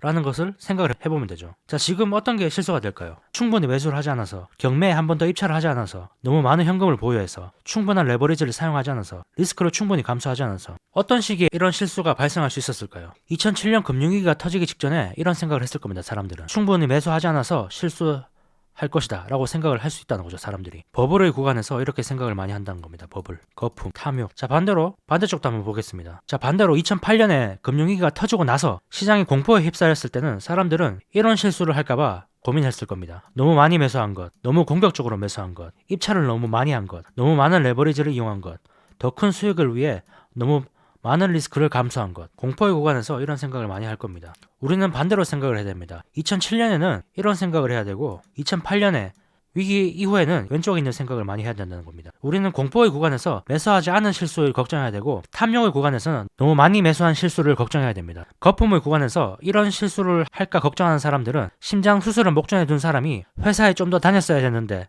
일을 좀 더 열심히 했어야 되는데 라고 불평하는 것과 마찬가지라고 막스는 얘기를 하고 있습니다. 심장 수술을 목전에 둔 사람이라면 일을 너무 많이 하지 말고 좀 더 쉴 걸 이렇게 불평을 해야겠죠. 자, 그래서 우리는 반대로 해야 됩니다. 공포의 구간에서는 매수하지 않아서 너무 많은 현금을 보유해서 리스크를 충분히 감수하지 않은 것에 대한 걱정을 해야 되고, 탐욕의 구간에서는 너무 많이 매수한 것, 너무 많은 레버리지를 이용한 것, 너무 많은 리스크를 감수한 것, 여기에 대한 걱정을 해야 된다는 거죠. 이와 반대로 하면은 실수를 할 수 있습니다. 역시 계속 말하는 주기에서 지금의 우리 위치가 어디 있는지 생각을 해봐야 된다는 그런 내용의 연장선상이죠. 오늘 어떤 행동이 미래의 실수로 연결될까? 매수한 것이 실수가 될까? 매도한 것이 실수가 될까? 라고 생각을 해보면 쉽다는 거죠. 자, 마지막 19번째, 부가가치를 창출하라 입니다. 자, 시장과 비슷한 성과를 내는 것은 그리 어렵지 않다고 말씀을 드렸었죠. 어려운 것은 시장보다 잘하는 것, 즉 부가가치를 창출하는 겁니다. 부가가치라는 게 뭘까요? 시장이 10이라면은 내가 성과를 12를 냈을 때 2가 부가가치죠. 자, 시장과 똑같은 성과를 내는 사람들은 부가가치가 전혀 없는 겁니다. 시장 평균 수익률이 10이라고 쳤을 때 내 수익률도 10이고, 20이라고 쳤을 때 20이고, 마이너스 10이라고 쳤을 때 마이너스 10. 이러면은 대단한 수익률 아니죠. 이럴 경우에는 그냥 시장 지수를 사는 게 낫습니다. 자, 다음 포트폴리오 한번 볼까요? 자, 벤치마크 수익률이 10인데 포트폴리오 수익률은 5입니다. 다음 해에는 벤치마크 수익률이 6%인데 포트폴리오 수익률이 3이죠. 벤치마크 수익률이 0인데 포트폴리오 수익률도 0입니다. 벤치마크 수익률이 마이너스 10, 포트폴리오 수익률이 마이너스 5, 벤치마크 수익률이 20, 포트폴리오 수익률이 10. 이 포트폴리오 수익률은 어때 보이나요? 수익이 날 때는 시장보다 항상 50% 정도 부족하지만은 손실 역시 50% 적게 했습니다. 자, 이런 것은 방어적이긴 하지만 전혀 특별할 게 없는 방어적인 투자자입니다. 자, 오른쪽 것도 한번 볼까요? 시장 수익률이 10일 때 이 투자자는 20%의 수익을 냈습니다. 6일 때 12%를 냈고 0일 때 똑같이 0%를 냈습니다. 마이너스 10일 때는 더 많은 마이너스 20을 냈고, 또 플러스 20일 때는 플러스 40%의 수익을 냈습니다. 이 경우는 어때 보이나요? 얼핏 보기에는 나아 보이기도 하죠. 근데 이건 역시 별로 특별할 것 없는 공격적인 투자자일 뿐입니다. 어떤 게 특별하고 더 나은 투자자일까요? 훌륭한 투자자일까요? 훌륭한 방어적인 투자자의 포트폴리오 한번 보죠. 시장 평균 수익률이 10%일 때 이 투자자는 12%의 수익을 냈습니다. 시장 수익률이 6%일 때 이 투자자는 10%의 수익률을 냈죠. 시장 수익률이 0%일 때도 3%의 수익률을 냈습니다. 시장 수익률이 마이너스 10%일 때 이 투자자는 2%의 수익률을 냈습니다. 시장 수익률이 20%일 때 30%의 수익률을 냈습니다. 오를 때는 조금 더 많이 오르고 빠질 때는 조금 더 적게 빠집니다. 훌륭한 공격적인 투자자를 한번 볼까요? 시장 수익률이 10%일 때 이 투자자는 25%의 수익률을 냅니다. 벤치마크 수익률이 6%일 때 20%를 내고, 시장 수익률이 0%일 때 이 포트폴리오는 마이너스 5%를 기록합니다. 시장 수익률이 마이너스 10%일 때 이 투자자는 마이너스 20%를 기록하고, 시장 수익률이 20%일 때 이 투자자는 25%의 수익률을 냅니다. 이 공격적인 투자자는 시장이 좋아서 수익률을 낼 때는 시장보다 2배 이상 수익률을 냅니다. 근데 빠질 때는 그만큼 많이 빠지지 않죠. 시장이 좋을 때 벌어들이는 이익은 크고, 빠질 때 수익률이 좋지 않을 때 이런 손실은 있긴 하지만은 시장 수익률이 좋을 때 벌어놓은 것을 상쇄시킬 만큼, 무마시킬 만큼 적진 않다는 거죠. 이 훌륭한 방어적인 투자자, 훌륭한 공격적인 투자자의 핵심은 비대칭 전략입니다. 비대칭 전략. 자, 기술이 없는 공격적인 투자자는 시세가 상승할 때 수익도 큽니다. 반면에 시세가 하락할 때는 손실 역시 크죠. 방어적인 투자자는 어떨까요? 방어적인 투자자 역시 시세가 하락할 때는 손실이 크지 않습니다. 대신 시세가 상승할 때는 수익도 크지 않죠. 비대칭 수익률을 가져오는 이 기술이 있는 훌륭한 투자자는 이런 모습을 보입니다. 시세가 상승할 때는 엄청나게 큰 수익을 얻고, 시세가 하락할 때는 수익에 비해 적은 손실을 입습니다. 큰 수익이 이 작은 손실을 상쇄시켜 주고도 남는다는 거죠. 또 역시 훌륭한 방어적인 투자자는 시세가 하락할 때는 손실이 크지 않습니다. 그리고 시세가 상승할 때는 상당한 수익을 얻죠. 손실은 많이 크지 않으면서도 상승장에서 상당한 수익을 얻기 때문에 이건 역시 비대칭 전략이라고 할 수 있습니다. 우리가 공격적인 투자자가 되던 방어적인 투자자가 되던 비대칭적인 수익률을 추구를 해야 된다는 거죠. 하락장에서는 적게 읽고 상승장에서는 크게 버는, 또는 하락장에서는 적게 읽고 상승장에서는 적당한 수익률을 얻는 그런 것 말이죠. 이게 바로 우리가 추구해야 하는 투자의 불균형이라고 막스는 얘기를 하고 있습니다. 본인이 방어적인 투자자라면은 시장이 잘할 때는 시장만큼 잘하고, 시장보다 못할 때는 시장보다 잘해야 됩니다. 내가 만약 공격적인 투자자라면은 시장이 하락할 때는 평균 이하의 손실을 기록하고 시장이 상승할 때는 큰 수익을 달성해야 되죠. 상승장에서 큰 수익을 달성해야 됩니다. 공격적인 투자자라면. 이런 투자 전략이 모든 투자자의 목표가 된다고 저자는 얘기를 하고 있습니다. 자, 이렇게 19가지 이 투자 철학을 모두 살펴봤습니다. 20장이 있긴 한데 이 마지막 장은 이 앞선 내용들을 요약해 놓은 장이기 때문에 영상에서는 그냥 패스를 하도록 하겠습니다. 자, 오늘 투자에 대한 생각을 같이 한번 봤는데요. 막스의 투자 철학에 대해서 알 수 있는 그런 내용이었습니다. 계속 반복되는 내용이 나오긴 하지만은 읽다 보면은 막스가 어떤 식으로 투자를 하는지, 어떤 식으로 생각을 하는지를 잘 알 수 있을 거라고 예상이 됩니다. 막스는 리스크에 대해서 어떻게 생각을 하는지, 방어적인 투자와 공격적인 투자 중에서 어떤 것을 선호하는지 그런 것들을 알 수 있죠. 책이 2011년에 나왔는데 이런 책은 10년 또는 20년이 지나도 계속 꾸준히 읽힐 그런 책이라고 생각이 됩니다. 시기와 상관없이 교훈을 주는 그런 책이죠. 그래서 지금 시장이 많이 변동성이 있을 때 이런 책을 읽어보면 좋겠다 싶어서 한번 가져와 봤습니다. 어떻게 조금 도움이 되셨는지 모르겠네요. 시장이 너무 강하거나 너무 약하다고 느껴질 때 한 번쯤 읽어보면 좋을 책입니다. 사실은 저는 이 책은 조금 같은 내용들이 계속 반복되는 부분들이 많아서 이 책보다는 하워드 막스의 투자와 마켓 사이클 법칙, 조금 더 복잡하긴 하지만은 조금 더 명료하다고 생각이 들어서 이 책을 더 좋아하긴 합니다. 계속 이 책에 대해서 제가 추천을 드리는데 정말로 이 책을 한번 꼭 보시길 추천드립니다. 영상을 만들어 놓은 거 있으니까 그 영상을 한번 보시길 꼭 권해드립니다. 이 영상이 초반에 제작한 영상이라서 조금 어색하긴 하지만 그래도 내용을 이해하는 데 있어서는 크게 이상하지 않기 때문에 한번 보시길 추천드립니다. 자, 그리고 이 책에서 한 가지 또 알아두셨으면 하는 내용이 바로 이 시장평가 지침표입니다. 이 시장평가 지침을 저장을 해놓으시고 시장이 너무 고평가된 것은 아닐까? 라는 생각이 들거나 너무 저평가된 것은 아닐까? 라는 생각이 들 때 한번 체크를 한번 해보시면은 어떤 행동을 해야 될지에 대한 고민이 조금 해소가 되리라고 생각이 듭니다. 요즘 시장이 많이 조금 변동성이 심하죠. 미국 주식이 많이 연초 대비 많이 떨어졌습니다. 근데 막스의 말처럼 시장은 한쪽 방향으로만 계속 가는 경우는 절대로 없습니다. 이쪽 다리 다 차오르면은 반대쪽으로 시계추는 움직일 수밖에 없죠. 그 시기가 언제인지는 모르지만 어쨌든 반드시 반대쪽으로 움직이긴 합니다. 중요한 것은 우리가 영구적인 손실을 만들지 않아야 된다는 거죠. 막스가 말하는 리스크죠. 영구적인 손실을 하면 어떤 게 될까요? 이렇게 폭락하는 장, 이렇게 많이 주가가 떨어지는 장에서 주식을 팔아버리면은 그게 바로 영구적인 손실이 됩니다. 물론 좋은 주식이라는 전제가 있어야겠죠. 그렇기 때문에 내재 가치를 알아야 된다는 거고요. 내재 가치가 훌륭한데 거기에 비해서 저평가되어 있을 때 그때 팔아버리면은 그게 바로 영구적인 손실이 돼버립니다. 그런 행동을 하지 않는다면은, 그리고 그런 행동을 하지 않을 뿐만 아니라 또 매수를 할 수 있다면은 시계추는 반대 방향으로 반드시 움직일 것이기 때문에 결국 우리는 수익을 얻을 수 있지 않을까 하는 교훈을, 그런 생각이 드셨다면 다행이겠습니다. 자, 그럼 오늘 영상은 여기서 마무리를 하겠습니다. 오늘 영상이 도움이 되셨다면 구독과 좋아요, 공유 한 번씩 부탁드리겠습니다. 네, 그럼 저는 또 다음 영상에서 다른 책으로 찾아오겠습니다. 오늘도 시청해주셔서 감사합니다.